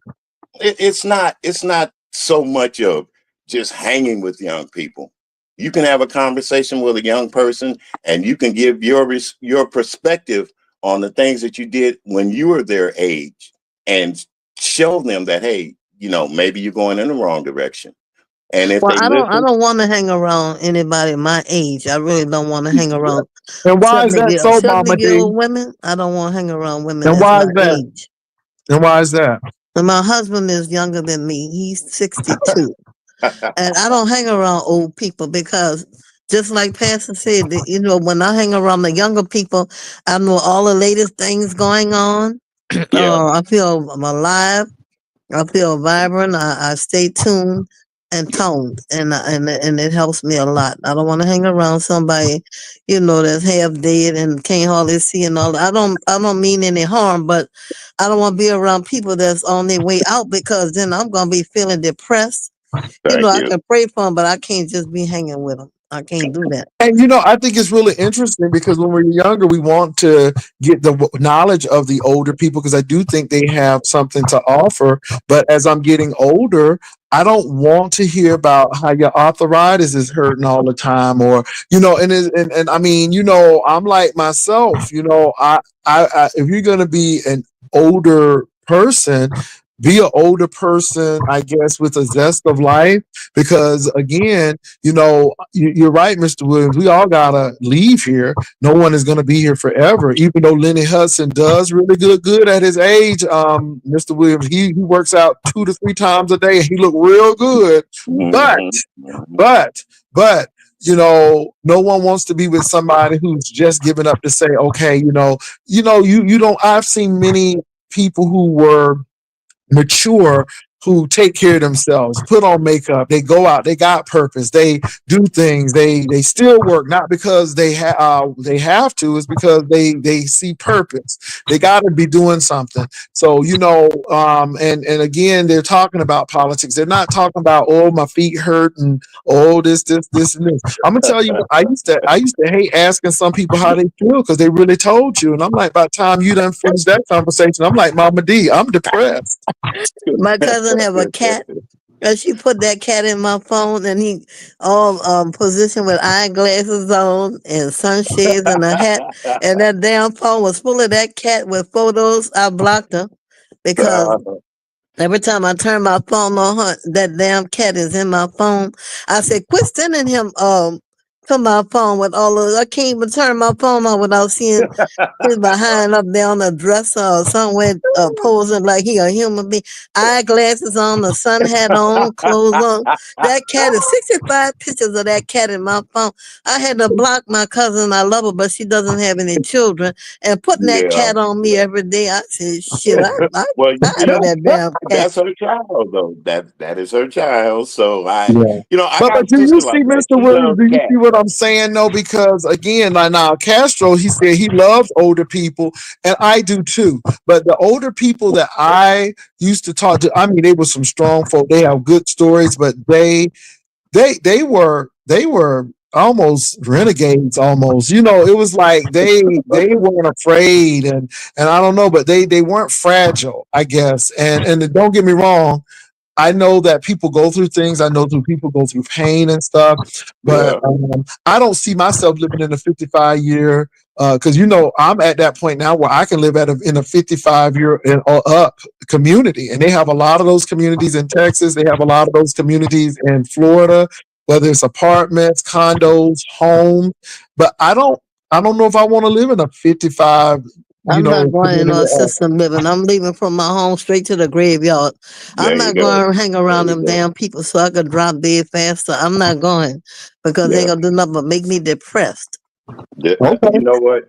That is the truth. So that's what I meant, Mr. Williams, not going to the club, but I know a lot of people who are Well, older. don't get me wrong, Jay Wilson. I still Yeah. go to the clubs now, buddy, because I them young still go to people, the club too. Okay. yeah, Well, I'm not saying, but no, you made a point that you're not trying to do tennis, but and I think the thing that I was trying to get at is that I just know older people who hang around younger people say that they have a zest for life. They're learning new things. And I know that even with the younger people, they like to hang with older people because I guess they get that wisdom. So I see the dichotomy of both of them. But I hmm just think it's really interesting because it's funny that when people are younger, some of them like to hang with the older people because they get So a they lot have of fun knowledge. around me. They But have then, a lot of fun around yeah, me because I and make them that's the, laugh. yeah. And yeah, then at the end, when we get older, we like, I don't want to hang around folk because, like Mama D said, I ain't trying to date somebody who older than I am and they be hurting, I well, guess.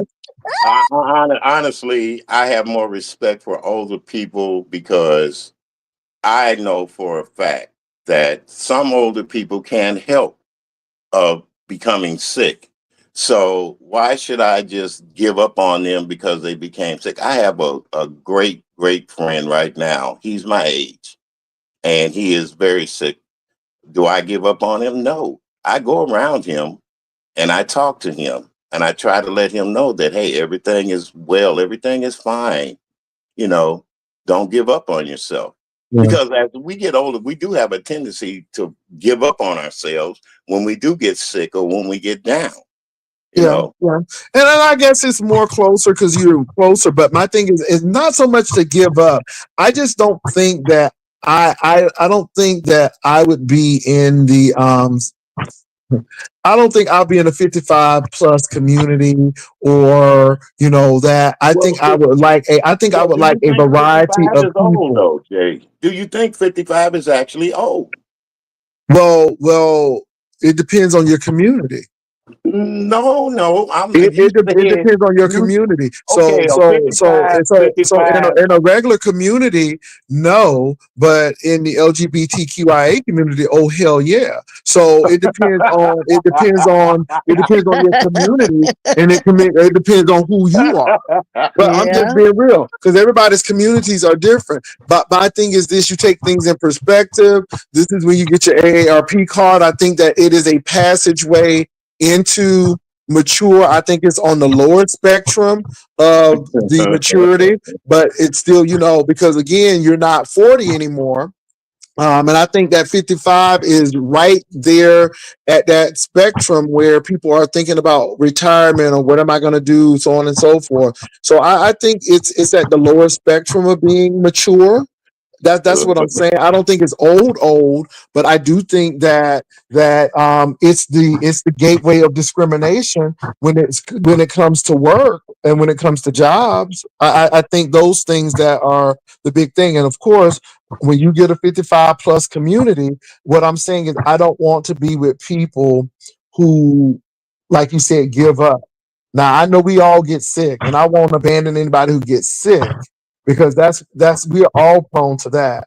But I'm gonna try to keep all my teeth, Mr. Williams, as long as I can, as long as I can. I'm gonna try to Yeah, keep all of yeah. these bad boys. But I yeah, mean, but I'm gonna try to make sure that I'm doing what I need to do to stay healthy. And I think when you get to the 55 plus age, you really start have to focus on, okay, I need to have a strategy for health and so on and so forth, because at this age, weight is not good for you. No, Whereas it's I could get it I'll off. be right back. I'm going to get the vitamins that I take every day. Hold on, pass. I'm gonna Okay, show come on, you. vitamins. Hold on, hold yeah. on. Somebody said this. Some of this sounds like age anxiety. I don't think it's age No, it's anxiety. not. I Mm-mm. just saw my grandma hang with young folk, and she just didn't have time because again she didn't like the complaining, and she said, "I know I'm old, but I don't have to die. I know that I am going to be leaving here at some point in time, but I'm going to live my life to the fullest, and I'm not going to sit here just yeah, Yeah, I'm still going becoming to a get my hair vegetable. done. I'm Yeah, still gonna get my hair done. I think that it could be the opposite, that people feel like getting older means just letting it all go. It could yeah. be that too. No, it's not. It's not age anxiety either. I don't have any anxiety about getting older. The only anxiety I have is, will I be able to keep my right mind and have a good conversation like now? Because there's a lot Mhm. of older, younger people leaving that when you talk to them, their mind wanders and they forget what they're thinking about, or their train of thought turns off just like that. So And a lot of I'm that not. is drugs too, Mr. William. A lot of people done did a lot of drugs and alcohol, and it done messed up No, them brain cells. That's why I'm well, concerned about some of these that's younger true. That people. is true. That is true because alcohol and drugs does have an effect on the brain. I know this. Trust me, I know it. And there are some people out there that never had a drop of liquor in their lives, and they come up with Alzheimer's at an early stage. That's another Hmm. thing we have to look I'm Yeah. at. gonna see if y'all can see. I'm gonna turn the camera on to see if you can see Oh, my Mama D, vitamins don't I have take no every camera day. slip now, cause baby, they get that camera slip. Well, it's too bad they're gonna laugh today because I'm gonna try to show you the Okay, vitamins. Let me know if you let me know if you can see them. okay, Mama D, you on Okay, solo? Mama D. Do you see them? Okay, I see. Oh I yeah, see. Yes. Oh, yeah, I see your beta. I see. Yes, yeah. I see Beta all your blockers, all vitamins. that good stuff. Yes, yes, Okay, yes. That's Mama D. balance. Veggies. Mama D got clean fingernails. Praise the Lord. Look at them clean That's the fingernails. Oh, quit looking balance. at our That's the fingernails. fruit. Look at the vitamins. I'm looking at the vitamins, but you know what? I'm looking at them fingernails too. Because if you taking good vitamins, your fingernails need to show it. That means you got good keratin. That's all I'm saying. Mhm. Ain't that But right, Mama D? that is, That's what keep me strong. Oh, I'm gonna get my yeah. nails done. No, they look good, Mama D. That's all I'm saying. Your hands look nice, Mama D. I'm gonna Right. get my They do. nails done. I'm gonna get my nails done probably Tuesday Mm-hmm. for Easter. Okay. Oh Oh, that's yeah. right. We getting ready for Everybody, that. everybody dressing up for Easter. But guess what? That's a balance. They Hmm. make veggies and they make fruit vitamins. You Fruit just swallow vitamin, them yeah, just like a vegetable. yeah, Mm. yeah. And sometimes, like I said, when it comes to our health, we should be eating the right things, taking the right things to make ourselves feel good. You don't want to wake up in the morning feeling all blah and stuff. My regiment is I take vitamins, but I also get out and walk too. Get out and Hmm. walk. Mm-hmm. You know. Yeah, I don't stay. I don't So do stay you go to still. the Well, you gym, already Mr. know I Williams, or work. you just walk? No, I have been to the gym, but I haven't been here lately, Jay, because I've been in a depressed mood because of something that happened in my family, and I was just so angry with the world. Then you have to take a break. Like I said, you take a break from stuff, and we don't want to question why, but when it happens and in such a violent way, you just wonder, where's the world going to? And it does something Yeah, to you. Well, I'm It does sorry to something hear to that, you. Mr. Williams. Whatever it was, sorry I'm to hear sorry that. to hear that. I mean, really, Yeah, I am, because it sounds like it was something that was unexpected, It and it was a sounds. very unexpected, very unexpected. So we have sorry to our hear that. sympathy. Yeah, Yeah, when you're, as they say, we can't say the word, when somebody takes your life and you're out there at a young age doing something, trying to make a life for yourself. that wasn't your And baby, huh, Mister William? The grandbaby you told us about. no, that was my nephew. It was my nephew. I'm talking My about, you know, nieces. you have one that's gay, right? Oh yeah, yeah. Oh, he's He's doing okay? fine. He's doing fine. That big guy. Oh, I wish I wish I could get up there and see him. He's doing wonderful right now. Okay, good, good, Yeah, good. that's my heart. That's one of my hearts. I got a lot of I nieces know. and Yeah, nephews and okay. grandkids. So when something happens to somebody in the family, you just, and it's such a violent manner, it takes away from you for a second. And I couldn't let that, I don't try to dwell on it, but every once in a while, because it's so fresh, yeah, I think about it and wonder why. But I know life goes on.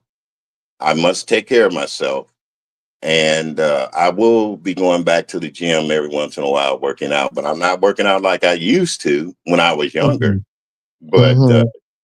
I try to keep the circulation going, keep my heart at a stronger pace. And I'm taking that medicine to keep my blood thin because I'm finding out with my blood, I have clots a lot. So I don't want them suckers to set up in me. So there you No, go. you don't. No, no. No. So yeah, Mm-mm. and I think that that's is really interesting. Like I said, and I think that I think your regular health and mental health and all of those things are important. Yeah, And they're like I all said, this is what I combined. was telling people that it is easy for me to roast and gag and go after people. That's easy. Mr. Williams, it's not hard to do, but to actually, I guess the format is I can avoid all of that stuff. We're having a conversation here, me, you, Mama D, people who are, again, I'm the younger spectrum of maturity, but then you have some people who are on the mid to the upper range or close to the upper range of the spectrum, but yet we can sit here and talk and have a conversation and XYZ. And y'all know me and Mr. Williams done had many, Many, many ugly fallout. I layout ain't gonna say, drag outs. yeah, just so crazy stuff. That's because, yeah, and you know why, Jay Wilson? I'm gonna tell you exactly why. Because this is entertainment, as you say, entertainment It apparatus. is. It is. So at times when we're entertaining, we should remember that hey, we're only human. So when things happen like that, I heard people on YouTube talking about forgive and forget. You can forgive a person. You may not forget it, but you can forgive and move on with your life. You don't have to sit up there and be so bitter. Now, certain things that happened in my life, there with people done, I won't forgive them because they should have known better. But when it comes to trying to tear me down as being a person, as a man, no, we're not going to do that. We're not going to do that. I'm not going to try to do you like that, and I don't want you to do me like that. And like I said, I'm I'll be staying, setting. I'm staying away from them. That's what I'm doing. But Yeah, like I said, it wasn't well, it is an entertainment apparatus. But see, I'm finding out that it's hard for people not to do that. I listened to a content creator who is known for cursing, but they tried not to, and they struggled so hard. It was such a hard struggle, and I'm yeah, like, wow. And I'm like, I just want to make sure that I'm not in that position where it's a one trick pony thing, and that's the only thing that I can do because there are more. But like I said, it's not because of anybody or anything, but you get to a point where you got to say, okay, you know what, we can do better. And my thing is, it's a little bit more difficult to have a good entertaining program without all of the other stuff. And it's easy to do that. Like they want me to drag some people so bad, but I'm like, for what? For what? I mean, it's going to be the same old thing, the same old reads, all of same that old stuff. rhetoric, in other words. And it's Well, like, that's why. okay, but it got some better things to do. Yeah, Let me tell you remember how when they strange, used. strange people have become. There was a young man working very, very hard on the job, and I keep me some water, and I had bought cases of course Sam's water. I know you heard of Sam's, right? Uh-huh. Oh yes, Yep. man. So I offered this joker a bottle of Sam's water, ice cold. You know what he told me? He Instead don't of drink just that saying, kind of "Oh water. no, thank you," and leave it alone, he told me, "Oh, that's what you drink? Oh, I don't drink no Sam's water. It's another kind of. Now he was sweating and losing his breath almost. And I said, "Oh Lord, let me offer this child some." He told me that's what you drink, Sam's water. He said, "Oh, I don't drink that mess." He said, "I have another kind of water I drink." Well, go ahead on, fool. Now see that make me piss off. All he had to say, "No, thank you." Yeah. Well, like I said, He people, gave me a whole story about why he don't like that right. water and oh, Mhm. I ain't know you drink just putting it down, putting me down for drinking it. At Yeah. your age, you should be drinking another kind of Yeah. water. What you Yeah. about to say something? I'm glad I'm able to drink water. You damn Thank fool. you. Thank you. There you go, right there. Because there's some people that can't even, you have to feed them their water. So, or they're being Yeah. fed through a tube. And So, people yeah. all over, they got people all over the world can't even drink water because Thank, it's contaminated. right. So I'm glad to even be Like, able to drink clean water.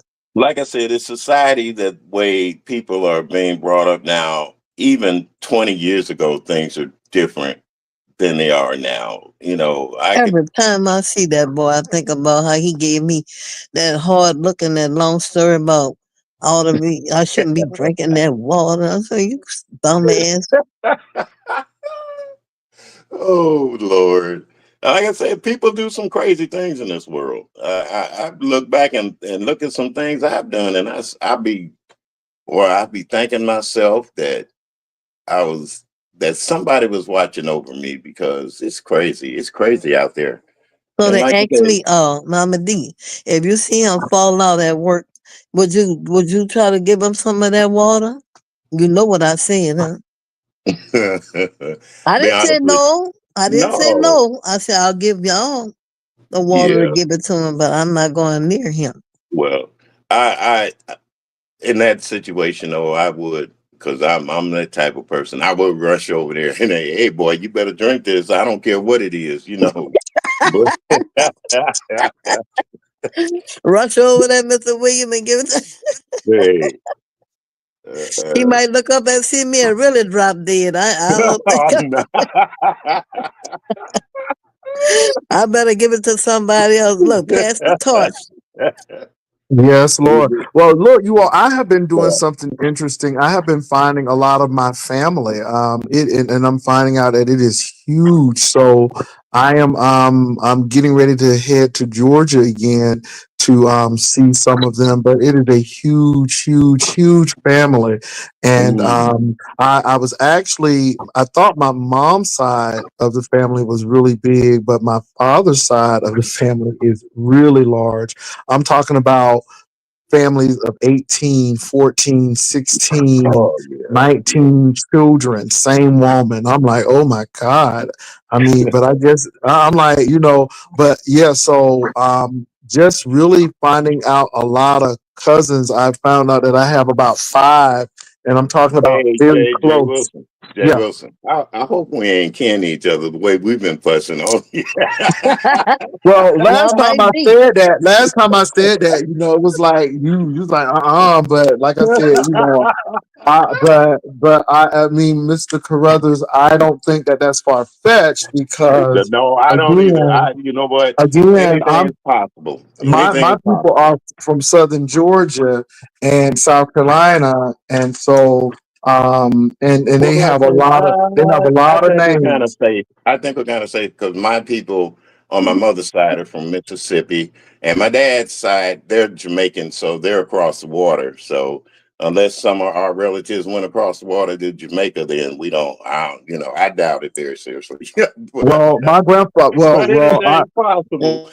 Anything is possible in the world. I'm Well, not first ruling of out all, anything. there is a county with the last name of my folk in Mississippi. So again, all of those people are related because I do have those folks in Texas too. So and Oh again, I no. don't think Well. but my I got my family from Caribbean are well, they're not Jamaican, they're people from Barbados and the Bahamas. So Mhm. those islands, the Bahamas and Barbados. So Yeah, but you because never I know. You never never know. know. Like I You said, never know because a lot of these people finding out their cousins on Skip Gates. And did you watch Skip Gates when he found out that his Lawrence Fishburne Burns daddy was not his daddy? His dad's real name is Bohannon, and he found his a picture of his dad because he found his half sister. Can you think that, can you imagine all this time you may have thought you were this person and then you're not? Yeah, you can. I mean, things like that are possible, but like I said, I was very fortunate enough to be raised with my mom and dad, and they stayed married for 37 years until he passed away, and I was 37. And heck, it's always been them two with me, even after I was grown. So I know what that I know. A lot of people weren't raised, and a lot of people were raised in a single household, even when I was growing up. But that didn't make them not appreciate who they had raising them and loving them. And there are some people that have gotten grown and just found out who their dad and mom was. You know, not only do dads walk away from their kids, there's some mothers that have walked away from their kids. Oh yeah. So, Oh yeah, for sure. but For yeah, sure. But and yeah, but like I I said, just go ahead. there's a difference in when we all have different lives, we all were raised differently. And when it comes to being raised by your parents or even your grandparents, you find out different things, you're taught different ways. Because my grandma, my mama's mama, grandma, oh boy, we were scared to even go live with her because she ruled with an iron fist. But you go over there, and my uncle on my mother's side, we go over there and heck, we get everything we want. In other words, he was spoiling us, but grandma was saying no when we got to her. Yeah, So, I had my maternal grandmother and grandfather, paternal. I mean, my mom's mother and mhm, father were living, and then my father's mother was living, and that's a story in itself right there. yeah, Because but let me tell you something. Slavery played a ugly role when it came to black people, and some things that's happened, and how we have to actually really search for our relatives. So yeah, I'm getting ready to go someplace at the end of this month to meet more relatives. But mhm, this is on my grandmother's mom's side, and meeting her family, because again, these people are huge. I have met some people that I'm like, we are related. Oh, I'm surprised. Or, I'll put it this way. I sat next to a young lady in college, and I knew her first name, and we were in math class together. And so one day, I had to sing at a event for the college, and her dad came up to me and said, "You're my cousin. We're related." And come to find out that this doctor, he's actually a medical doctor, mhm. was my dad's uncle's grandson. So my dad's uncle, the man who hit me up, this was his grandson. And so yeah, we were definitely related. And my dad knew. And come to find out that that young lady's last name was the same as mine, and we were sitting together, and we didn't even know we were cousins. And so this is how deep it can become. And I mean, this is why I tell people, do these blood tests and make sure that you ain't marrying somebody who related, because you Yeah. just really never know. You really Well, don't. yeah, there has been a time when people would have to take blood tests to get before they even got married. I remember that, but they said it was for other purposes, but they really wanted to see if you were kin. And believe it or not, DNA was here long before we actually started thinking about it. They already had the thing of DNAs and who you kin to and who you related to and all that. But uh, like you said, you'd be surprised when you go home, back home, and meet all your people and the things and the stories that you could hear too. You see what I'm saying? The Well, I different know some stories. stories now that will turn some heads, but like I said, it is definitely not for beef sector consumption. Because again, you know, Yeah, because you can't you even have to. tell somebody you can't even tell somebody that you lived in a trailer park until you was age 4, or they try to make a big deal out of that. I'm like, I ain't never been ashamed of where I'm from. I mean, I take it as a badge. I think it is an American way that you can live in a situation and then come up. I said because a lot of people in a lot of countries can't come up like that.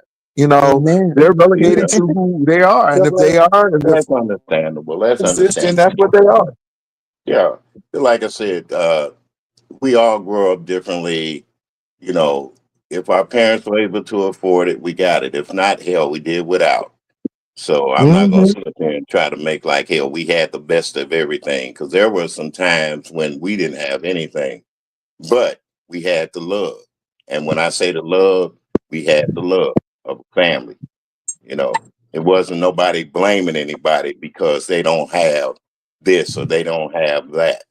And it wasn't everybody trying to be better than one another. Because the minute we found out that you didn't have it, hey, we finna grab it off the shelf and take it over there to you. Even if That's it's a right. loaf of bread. You see what I'm Oh saying? yeah. Even if it's a loaf of bread. Mm-hmm.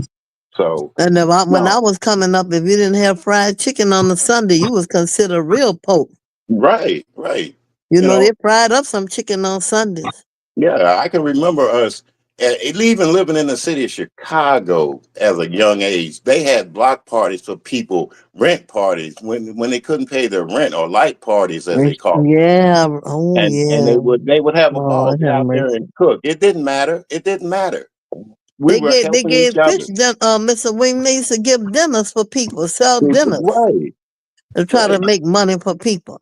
Right. So, like I said, things have changed. People have gotten so selfish with one another, especially us black people. I'm going to just say it. We've gotten so selfish with one another until we forget to where we come from. They holler about all these athletes that get rich and leave the neighborhood and don't come back to the hood. Well, what are you going to do? You know, Yeah, when but you get Yeah. I it. think a lot of that comes from religious organization as well. We have turned from being civic and community to being, you know, to the point where we are. It's almost a celebrity centric type thing that the leader is this and he lives in the house. We got to make sure he has a Cadillac and all of this stuff. Yeah, And like I said, I don't think back in the day. You know, I was telling someone back in the day if somebody got sick, the mother's board was over there cleaning that house and helping that mother out. I've seen that, and again, it was more community centric. Where I don't care where I was in the community, I always had a mama, a daddy, because everybody raised the kids. You know, for the right. most It part. takes a village to raise a child. Oh But I yeah, you also didn't. remember too, Jay Wilson, like I said, I was probably born way before you even thought of being born. I seen them preachers like that. Do you remember Reverend Ike, the I remember famous Reverend name Ike. that he had? You Yeah, can't you can't lose with the stuff that I use, but Reverend yeah. Ike was, So and you know yeah, what? And looking again, like Jackie again, Wilson. again, that was about to go there. Boy, we loved us ourselves some light skinned leaders. We sure did. You know, poor Charles Garvey. You know, I mean, you know, but we love them light skinned people. I mean, and not to say that that's bad, but it just goes No, to show. I'm not saying that we love them light skinned people. It was just the way we were taught. That's Because correct. even in the movies in the theater, the darker skinned people were portrayed as buffoons and everything. The lighter skinned people were treated more as stars. You see And how they sex. did Hattie Mae Hmm. McDaniels. You see how they did her when she won that Oscar with Gone with the Wind. Hmm. She was a dark But skinned they woman. treated Lena Horne with a whole, and Oh, again, it's Oh a whole lot of child. right. But situation. yeah, but it's not. Harry Belafonte, the same one. Yeah, You but you know, see, it was the people that ran them. You got to look at who runs Hollywood. Black people didn't run Hollywood. Those But let me producers and tell you directors, guys, right? guess who got Hattie McDaniel up on that stage? Clark Y'all Gable, remember? Well, I don't say Clark do you Gable, remember. I know you know. Clark Gable. Gone with the Wind, Yeah, Clark the Gable head did. man in charge. Mm-hmm. but let me tell you Clark something. Huh? Gable did. I believe that Clark Gable was probably Clark Gable biracial. told them, if you don't let Don't her come up right. on that stage, I'm not gonna participate. But Get out. I Right. believe he was I believe he was biracial, just like Carol Channing. She I passed all do. of this time. I believe Clark Gable. You know, I look at some people and I'm like, and I don't care what nobody said about J. Edgar Hoover. I can see him. I can see him being biracial. People don't Yeah. believe it, but I can see But that. there was that movie now. There's a couple of movies out. I Passed for White, and then the other one with at the end, Mahalia Jackson sang that song, uh, "Trouble of the World." Trouble of the And world. yes, but the girl that was in the movie, she was a real light skinned character. Her mother was dark skinned, and she was a Oh, singer. imitation of life. Imitation of Yeah. Life. Yes. Now, if Ooh, Yeah. everybody that looked at that movie. movie the same, if they looked at that movie now, there's nothing going on different now than it is back then. Same thing. Same thing. Same thing. Colorism has been around forever, especially when it comes to our people. When I say our people, I say black people in general, because they took the light skinned people and took them into the houses with the masters, as they say. You know what I'm saying? The real dark skinned people, they use some of them, but they didn't use them like they did the light skinned women. And the The sad part women, about it is they weren't treated any better. They just had no, shelter, they but weren't. they were They weren't beaten. They treated any were better. they A lot had of to people whistle think, to make sure they weren't eating the food. So it was a right. lot of them. Right. And a lot of times they when they were cooking the food, they had another black person come in and to test it to make sure it wasn't poisoned. You see what I'm saying? So uh-uh. Baby, they had this No. woman, and she had two beautiful daughters. Held on their back, went to school with my son, and they Mhm. went Catholic school, and they was waiting on the mother to pick them up. So the lady came to the door to get her two daughters, Mhm. and the teacher said, "I'm waiting on their mother. I can't release them to you." And so the Right. lady said, "Okay, I'll wait for the mother." But that was the mother, the dark skinned lady. So she stood up there by the door, and they looked and waited and waited. And about 30 minutes after, she said, "Are you ready to release my two kids to me now?" Yeah. She made her show her ID Well, yeah, see what I'm because the saying? lady So looked nothing like her. The daddy can you had good hair, was a good looking man. You know, he was yeah, biracial. But yeah, the wife didn't look like the children that much. right. Well, they didn't want to give that lady her two daughters. True. Well, like I said, we're still under slavery when it comes to our minds. Now, our mindset might say we're not, but we still are. Because I can say a lot of things that go on here on YouTube that show us that we're still under slavery because if we don't abide by their rules and regulations, then we're not able to be on here. And sometimes their Mm. rules and regulations make us feel that hey, I can't say this or I can't do that, or but yet you want me to sit up here and talk about people, children, and disgusting things to women and men saying it to men and all that. You let that go through, and now you done threw in commercials on us, so we might as well be television. Come on. So I'm gonna leave that alone. That's a discussion I'll have for myself or on one of my panels one of these days because things have changed a lot. We're out of the slavery days, but we're still slaves because our mindset is still listening to that man in the way that we should be doing things. I listen to people, we should have our own banks. We should have our own grocery stores. There should be corporations that are really a black man owns and We do operates. have our own banks, but how many people will go to One But United and put their our money there? those banks are not owned and regulated. They're owned and regulated by that white man. Now let's be for real, you know. And the only reason that that man has that bank is because he's smart enough to know things. He got his education. He knows how to count those numbers and figures. And when it comes to helping black people, how come you aren't giving the loans out to more black people? You got to look at that too. If you sit up and look at some black owned banks, look at where most of their money is going to, what they're investing in, who they're investing to. We can say that, but until we get up in there and see who they're investing to, what they're help raising, far as it comes to the black community, uh-uh, no. Yeah, buddy, everything changed now, Yes, and it does. Yeah. Oh, Well, that's well, it. in all honesty, though, we got to realize that we got to keep those people who have the wealth accountable. Nobody told Bob to sell BET to Viacom, which is CBS, but he did it. Yeah, And then they took yeah. the news and they just dismantled the whole thing apart. So, I mean, we got to keep him accountable as well. We see those things, but we still don't care about it. We don't. As long as you say entertainment, yeah, we're being entertained, but the entertainment has changed.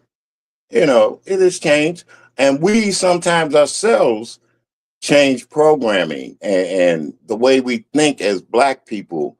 I would never call anybody a step and fetch it. You know why? Because Stephen Fetchit was a Black actor that made movies back then. He was in Hollywood. Yeah, he might have played the crazy part, the silly part, but he was a Black man in Hollywood. He was a Black man in Hollywood.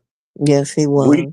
Well, it's we a lot we of stepping infections, and we see a lot of this even in our own sector. Don't you but agree? see Stephen Fetchit played the role for that man. He didn't play the role for himself. He played a character. You see what Mm-hmm. I'm saying? Just like you say, you get up there and you're a I character on understand. here. So Well, no, honey, all you have to do is sit back, look at the pictures of the owners of the NFL league, look at all of those teams, and look at the owners, and you'll see what color they are. Okay? right. And not only that, even in sports and athletic sports, they didn't allow us in the baseball till what year? And we've been playing ball for centuries. When you look at it, well, you might as well say centuries, Forever and a but day. they didn't want to give us the opportunity. But when they seen that, hey, they could make money off of us, and we are better athletes. I don't care what nobody says. Black men are better They know athletes. that. They know that. Our black Yeah, women are better athletes. Our they black know women, that. They know that, yeah. Mr. Williams. They know that. And the only reason that they put us out front so they can make money off of us. When you get a That's it. chance, there's a book called $1 Million Slave. I want you to get hold of that book.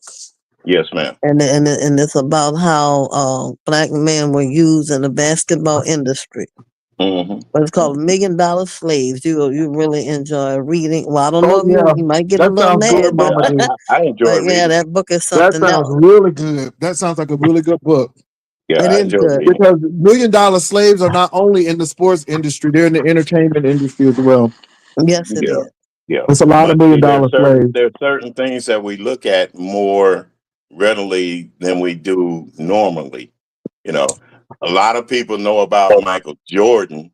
You see what I'm saying? But do you actually know how he got there?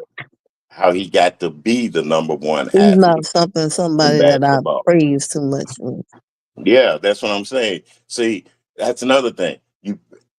I remember when Charles Barkley told people in the world, "I'm not your child's role model." You see what I'm saying? Hmm. So with me, he carried a lot of weight when he said that Yeah, he did. Yeah, yeah. because nobody knows what goes on behind closed doors. It's No, like everybody, you know, when P. Diddy was at his height, everybody loved him. Everybody was crazy about him. Everybody was trying to emulate him. And when you fall from grace, then the first thing you want to do is talk about, oh, I figured he was like that. I knew. No, you didn't. no, You you was did out not. there buying his records, shaking your rump to the funk, just like they did R. Kelly. R. But Kelly. when that man got tired of him making all Hmm. that money and they wasn't doing what they want them to do, that's when they shot him down. You Wesley Well, got you Will got Snipes. you Smith got to is hear figuring Cat that Williams. out right now because he's trying to launch his career with all of these star-studded people, and those record sales are very low. So after that little slap, it hurt him really hard. And this is the thing: it's something else. But you can make all of those movies and stuff. If you don't own nothing, it don't mean nothing. I'm You telling you. you got to hear Cat Williams. Cat Williams will tell you just what happened, what's Sure going will. on. Yeah.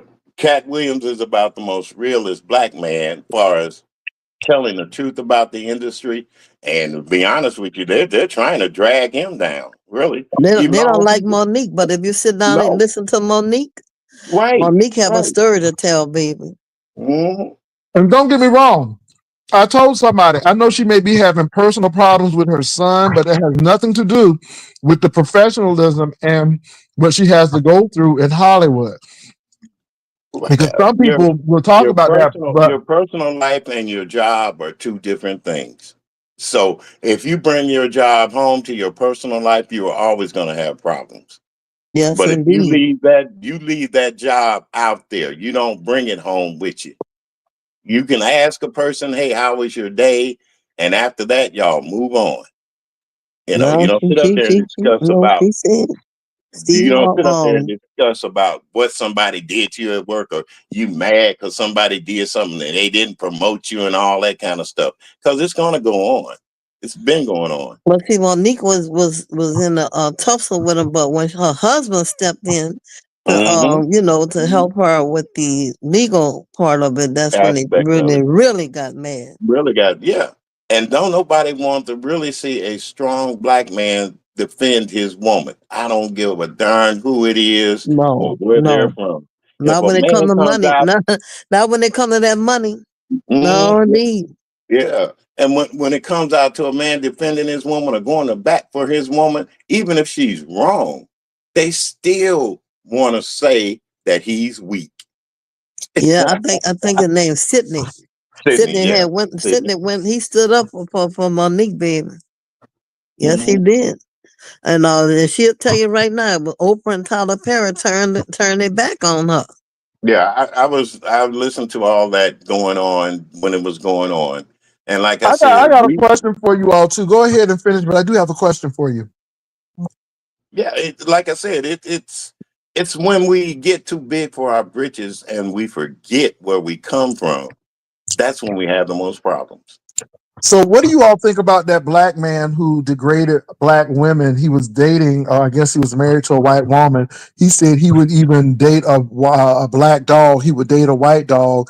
And then that same woman who he defended, who said he would die for, wound up by accident killing or unaliving him while she was cleaning the gun. Your Well, thoughts? you know what?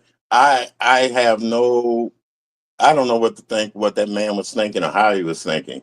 And far as accidentally, I don't know about that either. I don't know the whole case or nothing. Now it's the way the people decided, her peers decided, okay? Accidental or what? So things like that happen in life. You could be married. It don't have to be a white woman. You could be married to a Chinese woman, an Asian woman, a Japanese, a Mexican, any woman out of your race, and something happens to you, and the first thing they want to say, "Well, you see, I told you if he'd have stuck to his race." No, because you have some black women killing black men out there too. Now, let's not forget that. They sure will. All right. So Yes, Well, they no. what was will. interesting about it, though, people were very upset because he really denigrated and put down black women at the expense of this white woman, They saying that he Well, would shouldn't he die don't have. for have to her. They do it no should. more. He And, gone. But what I yeah. really had an issue with, it seemed like it was self hate, and I think we got to be very careful. I have a black friend who has a white wife, but he does not put her up on a pedestal like black women are bad. He's like, my mama was black, my grandma. He said, I fell in love with this person, and that's who I fell in love with, period. But it had nothing to do with because I thought she was better. But this man was just giving all kind of reasons why black women Well, were that not this man or that. probably he was giving them kind of reasons because if he was on YouTube, and I'll put it this way, let's face it, a lot of people here on YouTube, as they say, for the clicks and the views and for to be controversial. You had controversial people before there was even YouTube. Okay, all that stuff he was putting out there, the venom and spewing out, he got his just rewards later on, we might say, but it was all done for, as we say in the world, entertainment. Look at reality TV. What the hell? You don't never see a cop around when you need one, but yet they're always fighting. They're always throwing stuff at each other. They're always having arguments. That's not reality. That's not reality. That's a script. Well, it was said to me that I don't like the women. I like the men's. And I'm like men's. But what they don't understand is that the most of the community who I do speak on and speak for are men in the sector and other sectors, and it just happen to be men. You know, it's I Yeah, don't.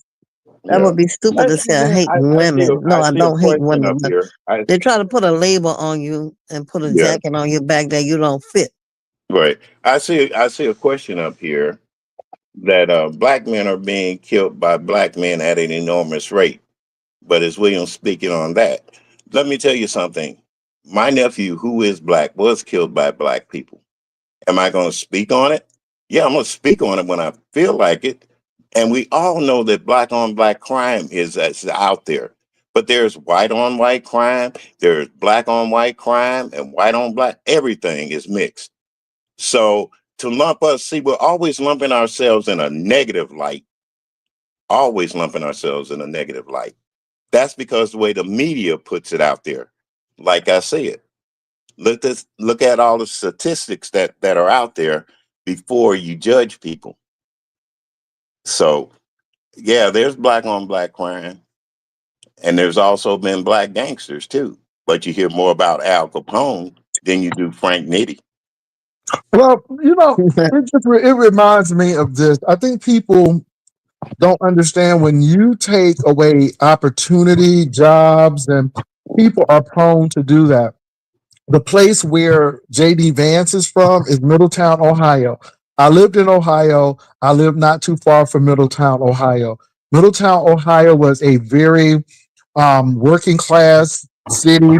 They had good jobs. AK Steel was the big employee. Same with Dayton, Ohio. Dayton, Ohio was the gem of Ohio. They had manufacturing. National Cash Register was there.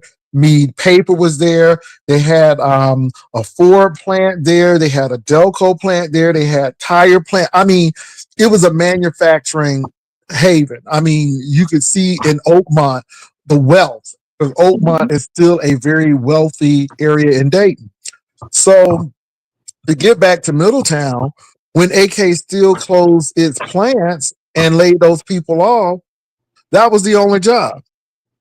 And you got to realize that white people start committing crimes against white people. People start doing drugs, meth at a high rate. The crime rate went up. Now, I have you to know that Middletown is about 95% white. So, how do you account for that? Even Springfield, Ohio, where Trump was saying that those people were eating animals that it was just but let me say this. The same thing happened to that town. And if it wasn't for those Haitian immigrants, that town would have been in collapse because a lot of people, again, on meth, they were having crimes. It was white on white crimes, not black on black crimes. A lot of white on white crimes. Mhm. You don't hear about this because they're not in Chicago or they're not in these urban areas, but these are kind of rural to suburban areas in Ohio. And it's not only Ohio, but right across the state line in Richmond, Virginia. We used to, I mean, not Richmond, Virginia, but Richmond, Indiana. It Yeah. was known as the meth capital of Indiana in southern Indiana across from Louisville. They had a big drug problem, had a big HIV problem because the people was using needles and it was running rampant in southern Indiana. So my thing is, you all, you don't hear this because there is a bias. There is a bias. And the bias has been ever since the birth of a nation, and they start making movies and things to, like right William said, to make black people look stupid. So what I'm trying to say is black people, I'm not saying that we don't commit crime, but we're definitely not the majority. And we see that crimes are committed. And then when you start looking at people who commit crimes, law enforcement tell you that they're more prone to let a white man go and let him off with a warning, but they will search that black man's car because it's just innate. And this is why a lot of us are in jail. The bail system is wrong. How are you gonna hold somebody? They didn't have a trial yet, but yet they could be innocent. But then because they're in jail, they don't have enough money for bail. They lose everything, and then they're found innocent. Do you replace that back? No, they don't. So again, we got to look at certain systems. There are systems to keep people back.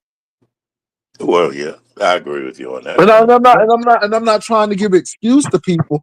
This is just reality. Yeah, This is well, just reality. I mean, the New Deal wasn't a New Deal for black people. The New Deal was a New Deal for white working poor people. Black hmm people got the crumbs of the New Deal, but hmm that wasn't for us. And I just think we need to be realistic that our country has not been equal. You know, they said that race, we don't see color. Yes, the hell you do. Yes, you do. I don't see color. You a lie. The devil is a yeah, lie. yeah. If we didn't see color, we have more black people in leadership. When they I stop. mean, and people be lying. I look at Simone Biles and Venus Williams. They had to break through that. But this is the scary part. And we're only talking about sports right now.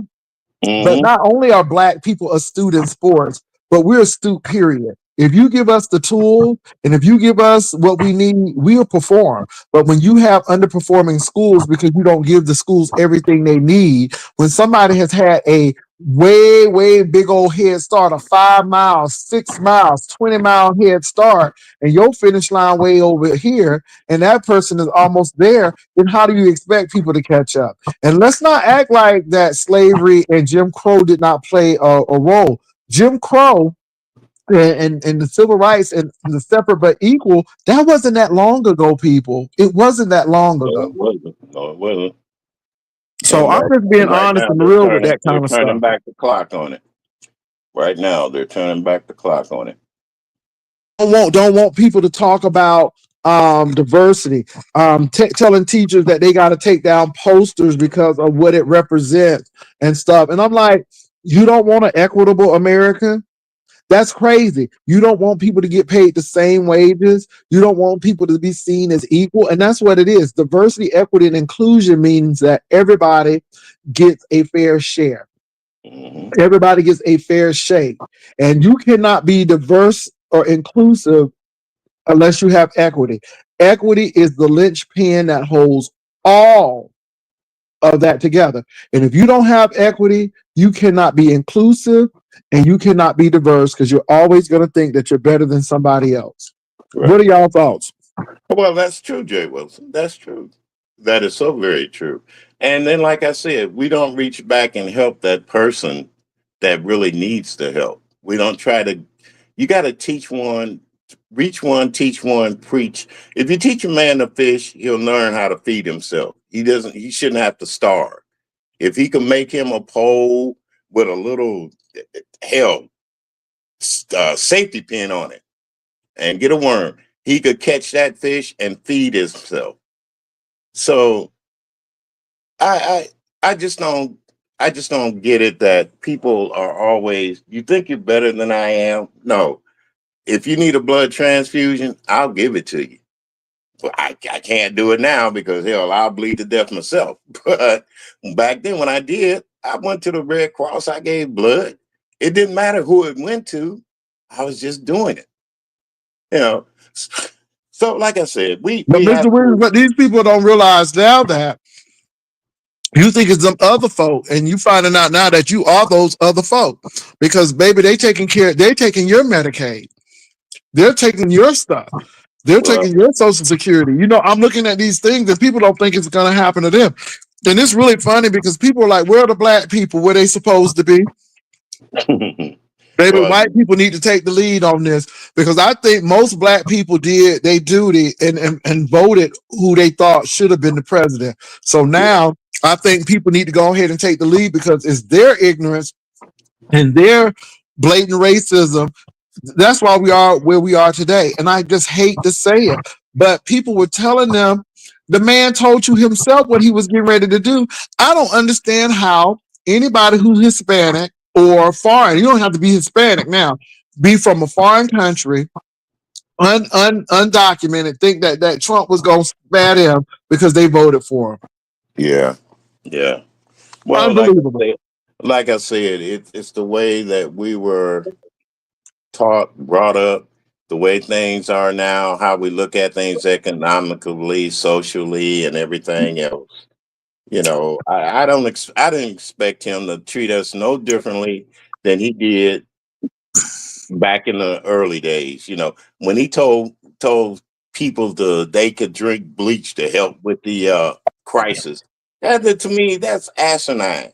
That's asinine. When you gonna sit up there and drink bleach to cure something that a lot of people were dying from already? Nah. But then they had to give Dr. Fauci a pardon because this man wanted to arrest this man for actually doing his job. And I just don't get it.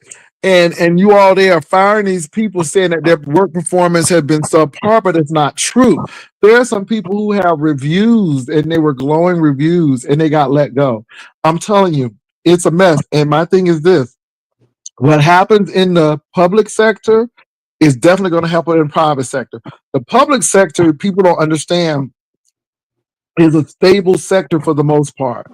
A lot of people get paid lower wages, but they stay there because the job security is there. If you don't think that this is not going to affect the public sector, meaning the corporate world, you Oh are yeah. sadly mistaken. And Well, this should be a it wake up already call. has. It already has. You see what was it? In a way, what's his name? He broke away from Trump. A lot of people don't see it that way, but he has broken away from Trump as Elon Musk because he's losing money. He's actually losing money, billions of dollars. You see what I'm saying? Yeah, you rode along. You rode that train until your wheels fell off. And watch and see within the next 2.5 months, there's going to be a whole different story out there about things. And I guarantee you, I've seen it in my lifetime. Somebody's going to have guts enough to start an impeachment process against him. So it has to happen. And let me say this: I don't put too much trust in Elon Musk though, because he is definitely apartheid South African. And so, well, yeah, we all know this. We yeah, all know this. But here's what I'm saying is when you start messing with their money, yep. that's when things change. I don't care who it is or where they're from. When you mess with their money, they're going to start screaming. Oh, and you you know who I think about that hasn't been around in a while, that was in the White House when Trump was first there? What? That black woman that was in Trump's cabinet, that celebrity woman, or what is her name? Omarosa Mango. Omarosa, right? Where's Omarosa at now? You see? Where's Annalisa Rice? Well, I don't know what Condoleezza Rice is, but I'm gonna tell you what. Um, I'm gonna tell you what. The Republicans are realizing that their party has been hijacked for the worst, and Mhm, mhm. and these people are realizing that, especially these seniors who voted for this man, now Yeah, they're concerned about their Social Security. yeah. Because And now and to people be are seeing, honest with you, now they me as a seeing black, their 401k. These people are seeing them 401ks tank. And yeah, $4,000 may not mean a lot to a lot of wealthy people, but $4,000 mean a lot if you've been saving and you see all of a sudden in one day your 401k, which is your saving, drop, and that means a whole lot. But yet these extremely wealthy people getting these insider trading tips to make a boatload of money. And money, so now right? people are equating what's going on now with their 401k to what they really want to do with your Social Security. And let me tell you something, you ain't gonna play the stock market with my Social Security, because that's not an entitlement. That is money that comes out of our check. Yeah, Okay, that's money that comes out of our check to be invested. So when we get older, we will have that. That is our money. Okay, I want you all to be very aware that is not an entitlement. I hate when people act like they giving us something. No, that money comes out of my check every pay period. right, right. And Pastor, then on Why every you top why of time you that, I think people see why you think people work them last 3 years? They work like dogs, so they trying to get that Social Security up. Go ahead. but every time I see that man Charles Thompson on the Senate, he be looking through them thick eyeglasses, looking all around. I said, look at him, look like he don't even know where he is. yeah, yeah. Why Uncle do he Claude be is looking asking like for the that? Like link, he lost? Jay. He did his sister like a dog. But why do he be Clarence? Why he be looking around the room like that?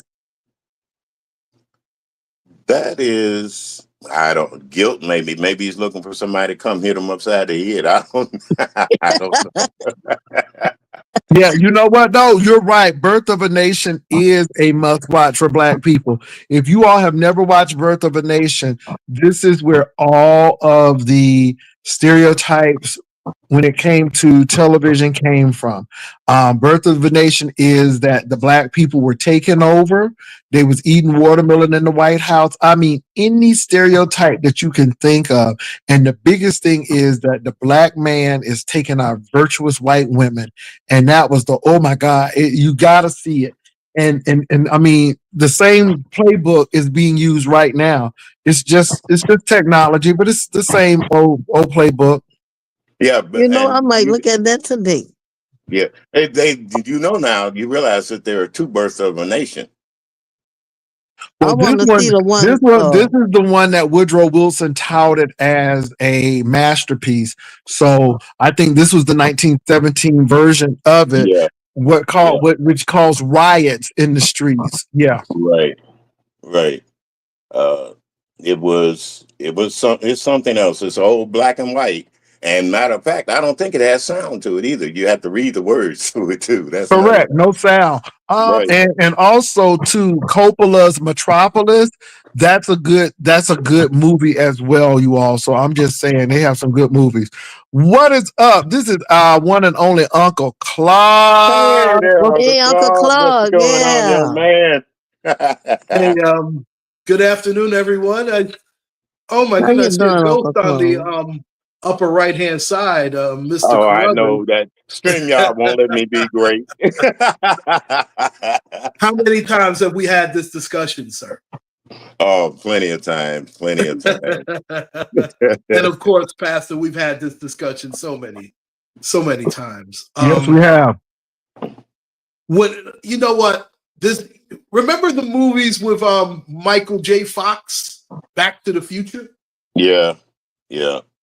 Because this is that.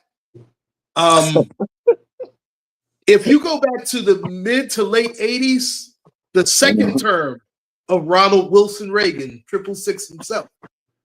Yeah. This is that on steroids, because Donald J. Trump is a bigger personality than Reagan ever was. Even when he was governor of California, let's face it, that man was such a good actor that he had to take second fiddle to a chimp. So that's how good an actor Reagan was. But I digress. Remember the trickle down Reaganomics, how that worked out for us?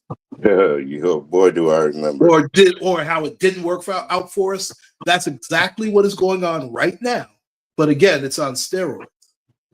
Because now, and see, here's another thing too. Donald Trump told us that he likes the uneducated. Remember that during his campaign? Yep, I remember that. Don't you see that coming to fruition right now? Well, you know what? Donald Trump just only trumpeted what we already knew. And I think that the Republicans like him because what they wouldn't say, he would say it. And unfortunately, Donald Trump was not always a Republican. He always gave his money to Democrats. But my thing is, I think he said it. I think Lyndon Johnson said it. Anytime you can allow a poor white person to think they are better than the best black person, you can take the money.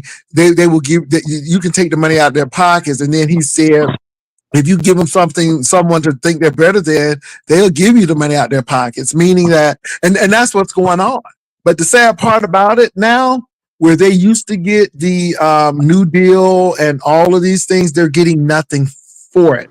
At least those politicians of old gave them something in return. Trump ain't giving them shit in return. He's giving them nothing in return. Just empty promises. And again, they think they're so much better than other people. And this is why a lot of people voted for him.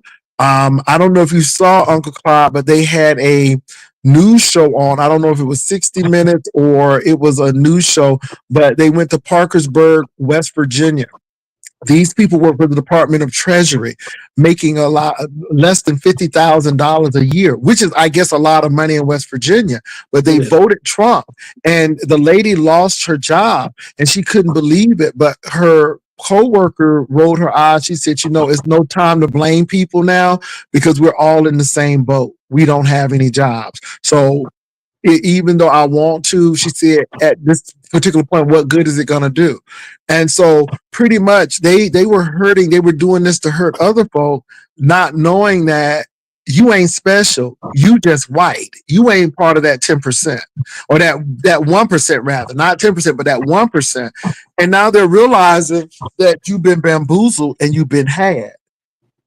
Well, Pastor, and I'm glad because I'm enjoying the whole damn thing. I'm enjoying it. I'm getting my whole life off of it. Those people who voted Trump, F them. I'm trying not to curse on your platform. I know you can, but it's your platform. You know, you can say what you need to because it's in the context of what we're doing. And thank you very much. Then, if you're gonna say it like that, fuck them and anybody else that looks like them. This is great.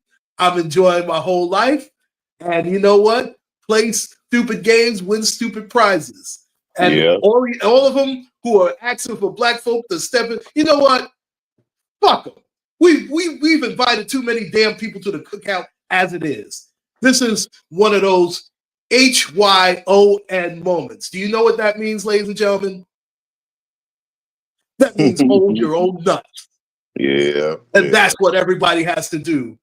Because for at least 400 plus years in this country, we've had to hold our own nuts. And what have we done with it? We thrived on it. These people can't do that. See, that's the thing. These people have a symbiotic relationship with black folk that they never want to admit. Because this country wouldn't survive without black people. Definitely would not.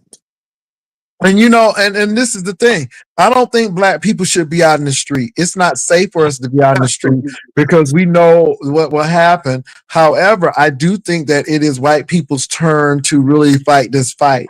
We did it during the civil rights situation. I mean, we did it. And now I think people are understanding that what we were saying all along was just not us. You know, it was always suck it up, or you people are always crying about this. And now you're realizing that even though we dealt with racism and classism, you all are dealing with some extreme classism where these people don't give a damn about you all. And they really, it goes back to history again. In the antebellum South, if you weren't part of the antebellum wealthy family, you were crap to those people. The only thing you had in common was your white skin. But they did not want you to marry their son or daughter because if you weren't bringing anything to the table that they can grow, then they weren't looking for you. So if you were Astor, you're going to be looking for a Vanderbilt to marry because you're going to build wealth. You're going to build wealth. So this thing wasn't really about love. It was about building more building more businesses. It was about the wealth of the families. It was always too like a treaty that we're not going to do you any harm because my daughter is in your family and the vice versa. So it really just put these companies together. And this is why we start having these monopolies because these people were marrying each other. And the same thing in the North. But the South, it was more pronounced that, you know, but what we'll do is give you a job as a police officer. So we can control that and you can control those people. We would give you those working class jobs. But again, as a police officer, you would never marry my wealthy cotton plantation daughter. Or, you know, now it was some of the daughters could move up, but that was not looked upon in a good manner either, because it was all about wealth building. And so let's fast forward it today. It's the same thing today. It's the same thing today. Dangerous, but go ahead. No, go ahead, Pastor. I'm sorry. Go ahead. I'm done. Go ahead. No, as I was saying, it's more dangerous today as far as I'm concerned. But and here's the thing too, the Caucasian is so desperate that now they're willing to do this. If you notice, folks, there's a real push on interracial dating and marriage. I wonder why that is. For several hundreds of years, that was never the case. In fact, we all remember the Emmett Tills of the world. Right. But now, if you notice, have you seen these commercials lately? I mean, they are really pushing the interracial marriage, dating, even if it's to a Mexican like never before, like absolutely never before. Right. But these people are so stupid. You notice they're only picking the select of that. If you really they're only on certain shows, quote unquote, black shows too. You know what I'm saying? Those aren't black shows. We don't even have a real black network. I mean, look at EBT. I mean, BET network. We don't have. I mean, not the EBT network. That's what they are. The EBT. Well, let me say this though. That's what they are. I'm so glad that John Johnson's wife won, and she owns more than he does, which she should have taken it all. But that was a viable black-owned business. When you take the news from that, I remember when BET first came on, and Ed Gordon was the host. Yeah. And I mean, you had such talent for Donnie Simpson and those people. And again, the programming was great because you had the news. And when Viacom got it, they took the news away. They dumped down the shows. And all of a sudden, you start getting this buffoonery and coonery. And I'm like, not like, and again, you all, I want you all to look how we are always used to start a network. Fox would have been dead if Living Color wouldn't have been there. But Fox used those black shows to launch that network. And now you can't find a black show on that network, except for the Fox Soul now. They're trying to do that. But they always use us to launch their shows. Madonna used us to launch her career. She used the R&B music scene to come into the scene. We're always being used. Now, we're always told that we're not this, and the third, but everybody uses our stuff to launch. Anybody have anything to say about that? Well, look at Soul Train. Yeah, look at what they did to the man who wrote Good Times, Monty. What happened to poor Monty? He lost, they took everything from him. Soul Train was, if black people really look at Soul Train, it showed fashion. It showed us in a light of being ourselves until they started taking over. When they moved him out of Chicago to California, that was it. And why did Don Cornelius commit suicide? I don't think he did. I don't think he did. I really don't. I can't. Why did he marry somebody else outside of his race? Let's not leave that out either. Yeah, well, yeah. Let's face it. Because at that time, black men were doing the things that black men today are doing. But the only thing about it, they're not afraid. Back then, they were afraid because of the backlash they would get. Exactly. Sammy Davis Jr.'s wife. Look at her now. Okay. I'm gonna get her. All right. So we had a lot of black actors and black celebrities that did marry white women, but it's because they had the money. The white guy didn't think about it. He didn't mind it because they had the money. They had money. A poor white man couldn't marry one of them Vanderbilts. You think I could have went out and married a Gloria Vanderbilt when I was young? Oh, hell no. I couldn't even look at her. So, man, if you hear the story about when Nat King Cole bought that home with his wife and moved in that neighborhood, what they did him? Yeah, see, that's what I'm talking about.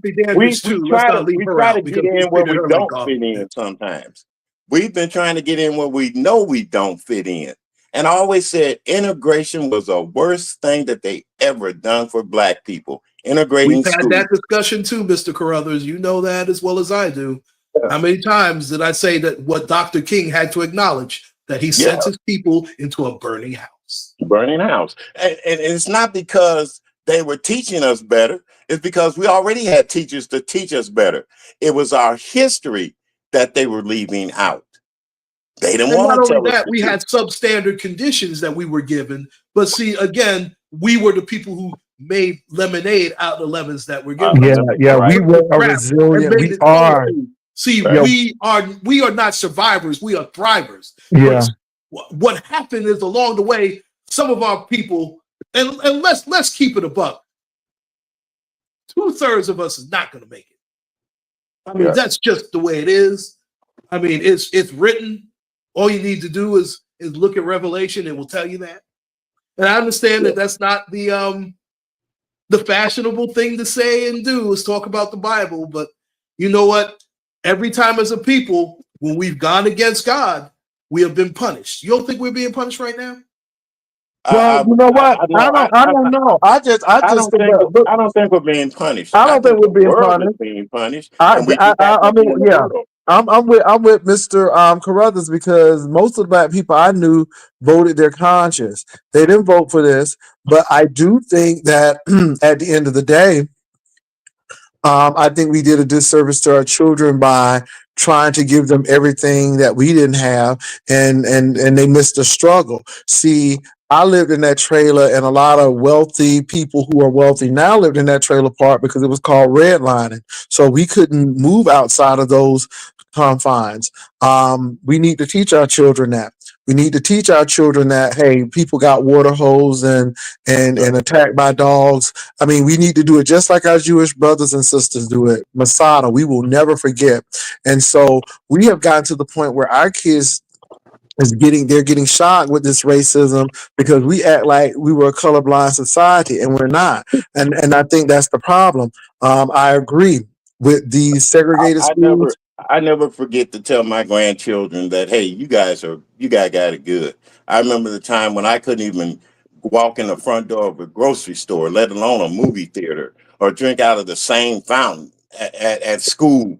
Even at school, as white children did. So you guys have got it really, really, really lucky to be Well, why do called you think that. Trump is whitewashing everything right now? Because he Yeah, doesn't want that's to what take it over. is. And That's that's what why it this is. is why I think we really need to make sure, regardless if they teach it in school or not, we should know. And I think that's the biggest thing. I think integration really hurt because at the end of the day, you're sending people into a group of people who don't care nothing about our kids. It was resentment, and the people who were wealthy enough to leave, they left, and those who weren't had to stay, and it bred resentment. And you have a lot of teachers resenting this, and it's not and this is the thing. Most of our people were passing these tests. I'm looking at most of our people who went to these segregated schools. They are doctors, lawyers, pharmacists. And don't get me wrong, I think that our young people are doing well today, but there's not a sense of It's this not is a what's sense of going on. pride. I'm gonna say it's not a sense of pride anymore. Yeah. That's what I'm And saying. There's no, see, and they didn't have a lot of that uh, classroom management behavior issues because they knew your mama or they knew your yeah, dad. And you yeah. better not cut up because I know your mama personally. And Mhm. and you dare not talk back or say something because you knew that you represented your family as well, and you know that person could drop right by your house and talk to your mama or your daddy, and again you had that sense of community. Um and our black teachers didn't have fear of black children either, like they were some criminal. And so you get a lot of that. Now let me say this now, I don't have issues against all white people because all white people are bad. Like I said, if we didn't have some of these white folk, we would never have the Underground Railroad. We would have never had a lot of this stuff because there has always been some people with conscience. There has always been some people like the abolitionists who said this is not right. Now I'm gonna tell you what it gets ugly though.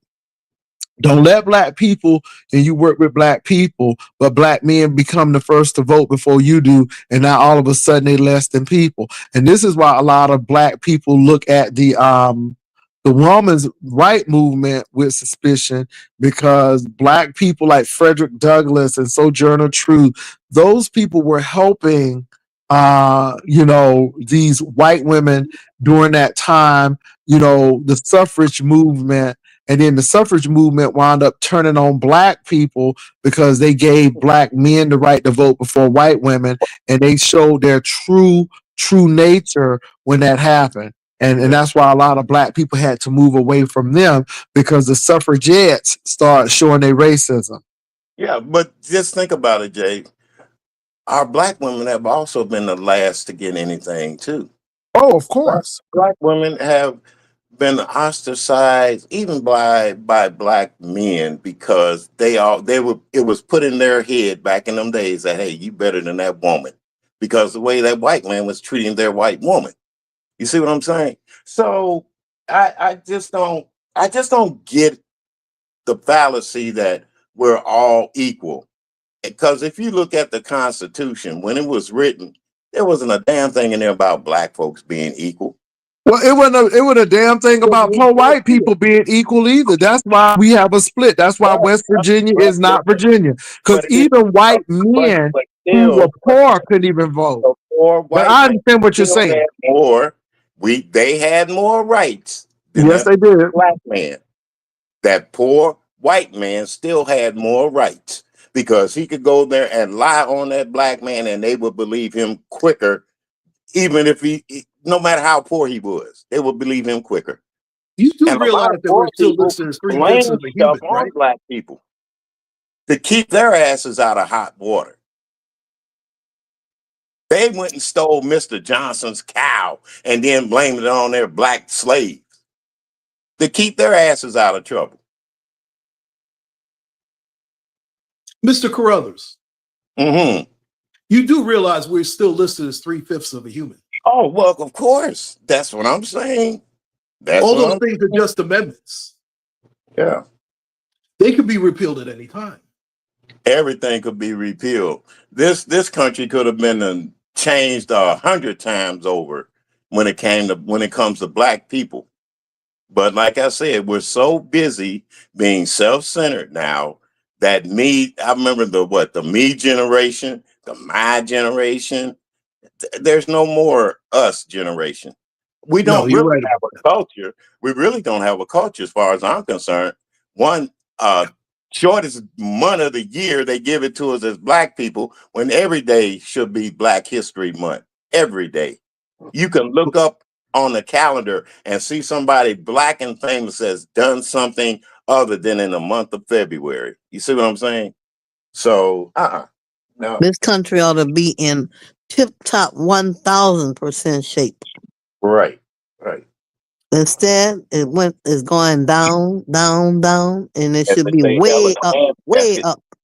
Yeah, hell in a handbasket. And a lot of things are due to taxes. Taxing this, taxing that. That's ironic because that's how this country was allegedly started, because of no taxation without representation. And Pastor J. Wilson, you brought up something I'm glad you did when you mentioned the so-called Jewish people. And we need to follow that same playbook, the same way they pushed the Holocaust, and rightfully so. We need to be pushing how we had a Holocaust that lasted 400 years. Yes, we had a Holocaust that ripped people, and they had to be traumatized by leaving their homeland, then come over here and not know the language. And everybody thought that all of these tribes knew the same language. Absolutely not. Came from different tribes, different languages. Thank you. And if it wasn't for those slaves in South Carolina, those people would have starved to death. It was those black people who knew how to grow indigo and rice. And then we must not forget about our indigenous brothers and sisters who actually made sure that those first settlers did not starve. But what did they get in return? Disease and their land taken over. And the sad part about it is those people who came over was nothing. They were nobodies in the eyes of those British people. They just wanted them to get out of the country and pretty much settle the country so the wealthy people didn't have to do it. And I've been always saying this, wealthy people will not do anything themselves. They will send somebody else to do it. So what they did is they didn't want to scout out the new land. They sent other people to do it. And again, these were the lower rungs, or the people who had religious misgivings that the king didn't want to be bothered with anymore. And they sent them right to America. And then those people became wealthy. So all they did were become wealthy, poor people. I mean, in their mind. And then all of a sudden they became the elite.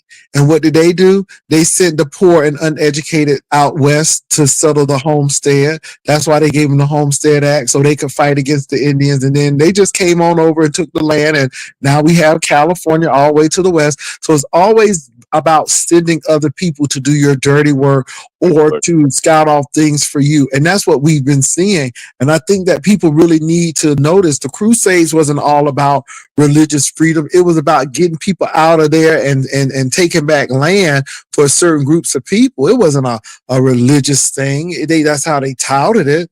But there's always a slant to things. And that's what we're seeing now. Always a slant to things. And we have to be awake and awoke to do it. And there's nothing wrong with wokeness. I know people try to make that sound bad, but they just mad because it came from a black person, and it means to be awake, to be vigilant, to not be asleep, to know what's going on. People want y'all to be asleep. People want y'all to get excited about $5,000 measly dollars that they're going to tax you back. They need to be taking that $5,000 measly dollars and lowering the debt.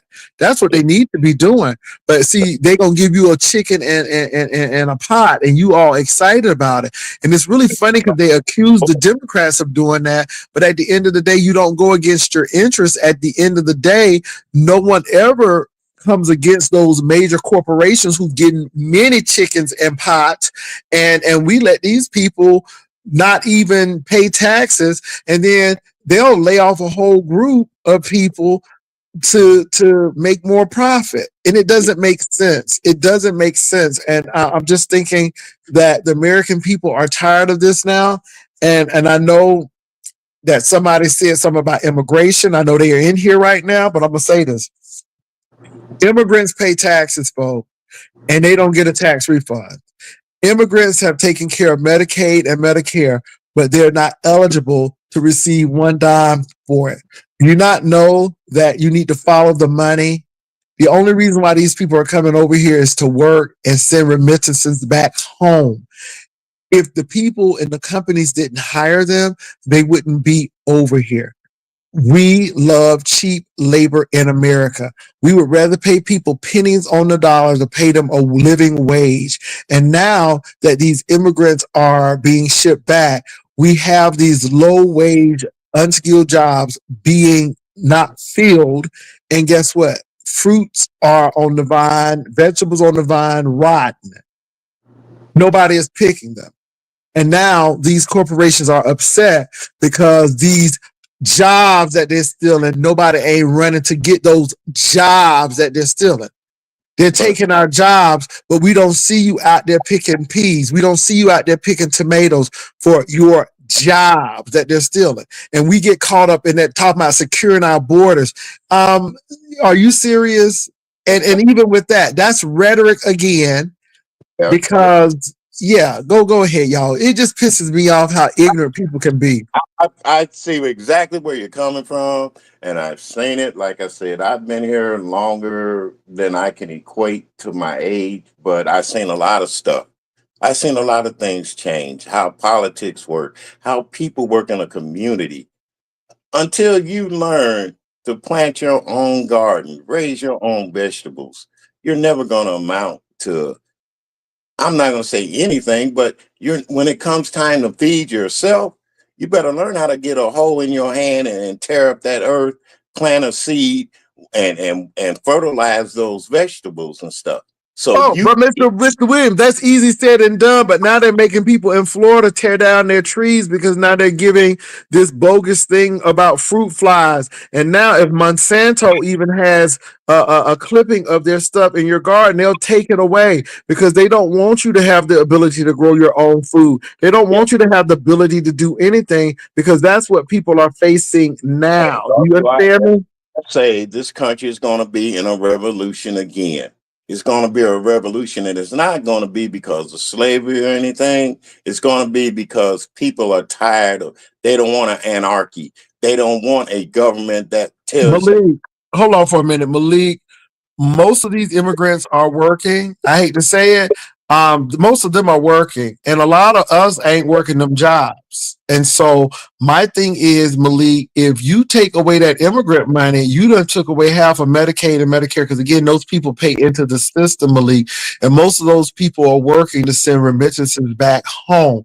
Now, are there a few that don't work? Well, hell, there are a few black people that don't work. So I don't get your point. But my thing is, Malik, what job did some immigrants steal from you? Now, I can tell you that there are immigrants from India and Korea stealing these six-figure computer jobs because they don't want you educated to do it. They'll tell you that you should learn how to work in a factory. You should learn how to do computer technology, but yet they will send that person from Asia or that person from India rather to come and do that job. See, no one talks about those jobs that are being stolen. Those are six-figure jobs that you won't touch unless you have that degree. So all I'm saying, Malik, is I think that we go for the lowest hanging fruit. We go to those people who are picking fruit and all of this stuff and getting upset with them. And I'm gonna tell you what, we are a real picky, particular, peculiar bunch of people. If I'm not mistaken, they had a meat processing plant in Iowa, and these people let their company talk them out of their union. These people let these people talk them out of their collective bargaining. Yeah, And the company wound up, instead of paying them $20, they started paying folk $11 an hour. And those people could not afford it. They had to go somewhere else to work. But the company wanted somebody to come in. And the people wanted somebody to come in because now the businesses and the school systems were suffering.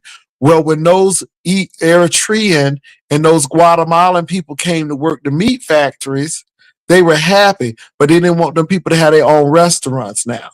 They didn't want their people to do XYZ. So we want you to work here and we want you to do what you want to do.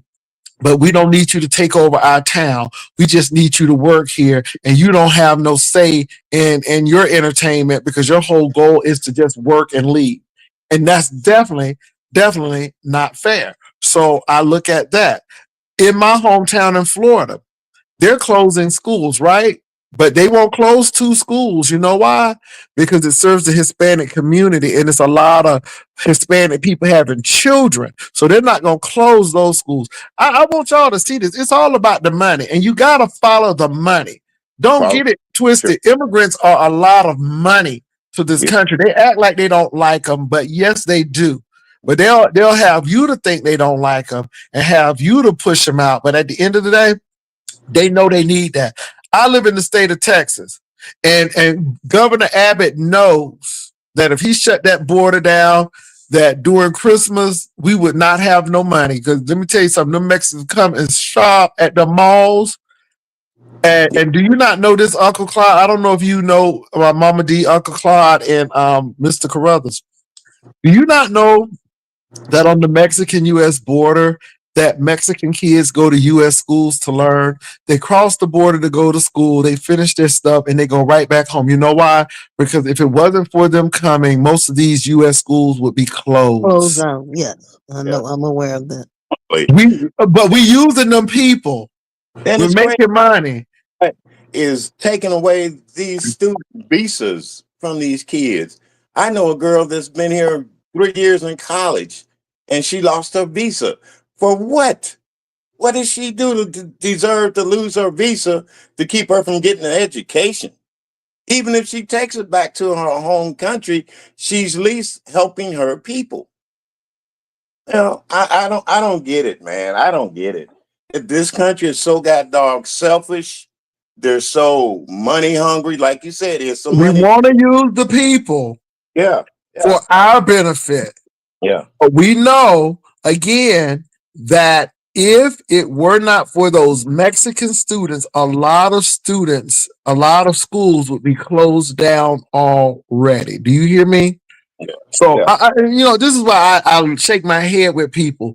Unless you live in a border state, and I understand, even with California, it kills me because some people don't live on the San Diego border. And let me say this, and I'm talking about South San Yeah. Ysidro, Yeah. California, right out on the border. Yeah. And they don't live on them borders, but I'm gonna tell you, you know that there's a lot of economic activity going on, and you know that those Mexicans are doing it. Let me tell you something. Keep on messing with the Mexicans if you want to. They start closing them clinics, and you're gonna see people with ganged up teeth because you know them Americans will cross the border to get their teeth done, get their Yeah. stomach and their booty fixed, and all of that over there because you know it costs too much in the United States. Don't act like Mexico is some unuseful neighbor. If it wasn't for Mexico, some people wouldn't have their teeth. Do you understand me? Because they cannot afford it in America. I'm Well, just being real with y'all. I mean, we act like people are enemies. that's true. But you got to look at another thing. We have put ourselves up on a pedestal so much until we think that the best doctors are here in America, when in fact, in truth, the best doctors are our foreign doctors. The doctors that have learned medicine, studied medicine, did operations that nobody has thought of. Even a black man has done wonders when it comes to heart surgery. But do we give him credit? Oh, hell no. We No, we don't. don't. Yeah, that's And, what and, Dr. and, let- and, Charles let- and Toombs let's did the stop being first time. honest, you all. I had a cousin who worked for Brock's Candy in Chicago. Well, after a certain point, and this is why I don't agree with Clinton on, that NAFTA agreement, it hurt a lot of people because guess what? Brock said you can either move to Mexico or you're going to retire. And I don't think you're going to move to Mexico because let me tell y'all What? something. Oh, Corporations wow. and wealthy people always looking for cheapest labor again. Oh, yeah. When Mexicans get a little beside themselves and want a little bit more money, they'll move it to China. If the Chinese people get a little beside themselves, they'll move it to Vietnam because they're always going to try to move it where they can pay the people the least. China. I can remember stuff being made in China when I was a child, and that's been years ago. Stuff That been, was it was cheap when it was made in China and Japan. That meant it was cheap. yeah. Not no more. And now, even when we had companies, steel companies and car companies, the corporations looked at the cheap labor over there and took their behind over there. And another reason was their taxes were going up. And Can I like I said, they didn't want to pay the people the right amount of money that they're worth producing these cars and stuff. Uncle So, Clark, let me give y'all a little something else, and I don't want to scare nobody, but we had a big problem with this too. Do you not know that a lot of U.S. airline companies used to offshore their mechanics, their mechanics? So instead of using U.S. mechanics, they would go ahead and fly their planes to these foreign countries who did not have half of the safety regulations we had to fix their airplanes. oh, I Now I believe. don't know a lot of people. Let me tell you Are something. you As a Delta, serious? No, I oh did God, not yeah, know that. as a Well, Delta one thing, flight Pastor, you attendant, can go they further tried to than do that. that with us, and Delta flight attendants and the union protest. It was like, oh hell no! I didn't But know it. I did oh not. We were yes, trying to hire those people to fly their planes too, Pastor. You know that. Mm. Yeah. Let me tell you something. They used to offshore um a lot of the mechanics for a lot of these airlines, and I'm just being real with y'all. So but I'm gonna say this. I don't I don't think they're well. I ain't trying to be funny, but it seems like during this administration, it seems like with these cuts with the FAA and all of this stuff, I ain't never seen so many plane incidents in my life. The last time planes were going down like this was like in the 70s with the DC-9s and stuff. I have never seen, I mean, because after the the 80s, that usually was because of something that somebody actually had a foreign object hit the plane, whether it was a missile or something. But now planes are going down at a rate. I mean, even in New York, with that helicopter, and it hurt my heart that was a black man too, because Uncle Clyde, but I don't think that man was at fault. That man flew that plane at least No, about those people. It was a company being cheap. using them old planes, old helicopters, not doing what they need to do. And see, this is what happens when you try to cut corners. And this is why I'm afraid with this administration, because this is the administration that will cut corners. And when it comes to people's lives, you cannot cut corners. When it comes to people's safety, you cannot cut corners, period. No ands, buts about it. You cannot cut corners. But that's his whole life, cutting corners. That's his entire life. Look at how he's ran his businesses to the ground. To the ground, bankrupt and everything else.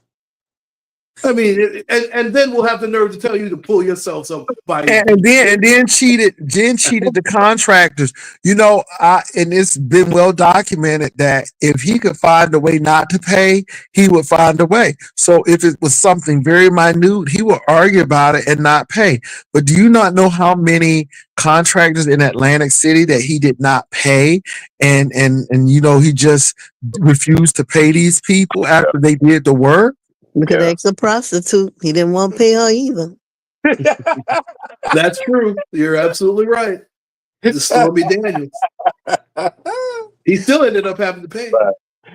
He still had to pay up. He took that old cliche, he gonna hold on to the eagle till it grins. Yeah, he held on long as he could. My son is something else. My son said, well, she was a prostitute. Why they didn't prosecute her? She was the one that's doing wrong too. I said, boy, shut up. It's called the world's oldest profession for a reason. Yeah. You should have had a good pimp. They should. I tell you what, that I hate to say it, they should legalize that and get the taxes off of that. Well, it is legalized in the state of Nevada.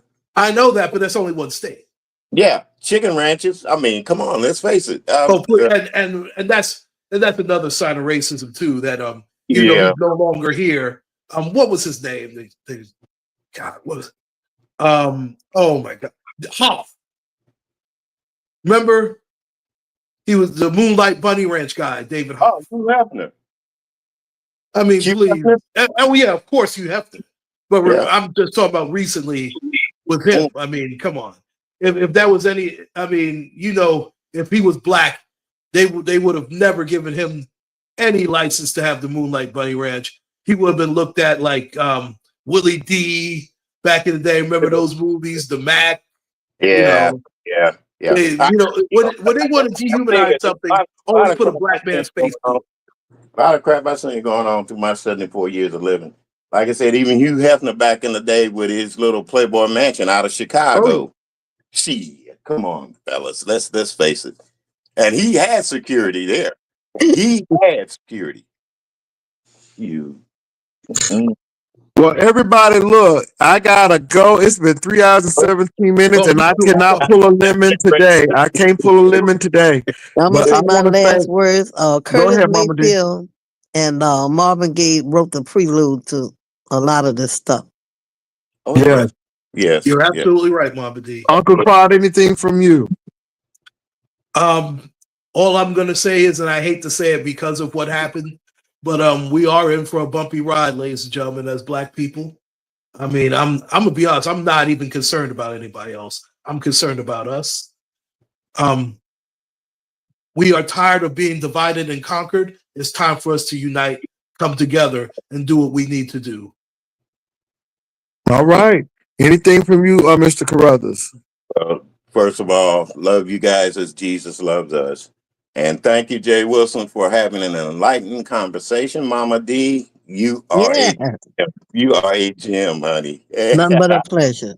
Okay, a pleasure And being you with all, you. thank you all for coming up. And like I said, I don't know what we doing, but I like this kind of stuff. So whatever we doing, we just gonna do. However it falls, it's gonna fall. But at the end of the day, this is uplift. This is something that we really need to be thinking about. And I thank the guests who come on. Like I said, Mama D, Mr. Carruthers, and Uncle Claude. They come over. They come with their thoughts. I like it because everybody just gave their opinion, and this is what we're doing. So if you know the assignment, come on up. But if you missed the assignment, I'm gonna have to release you. And hopefully we don't have to do that often. But I just appreciate what's going on now. Nobody's beefing. We're talking about real life stuff that's gonna affect people. That's And gonna remember, really That's affect right. people down the line. Jay Wilson. Blessings to everybody. Okay. Heidi, come on home. Tracy, come on back home. Oh girl, Mama D. Mama D. Bless her heart. Later. What were you saying, Mr. Carruthers? I know you were saying something before Mama D did that appeal.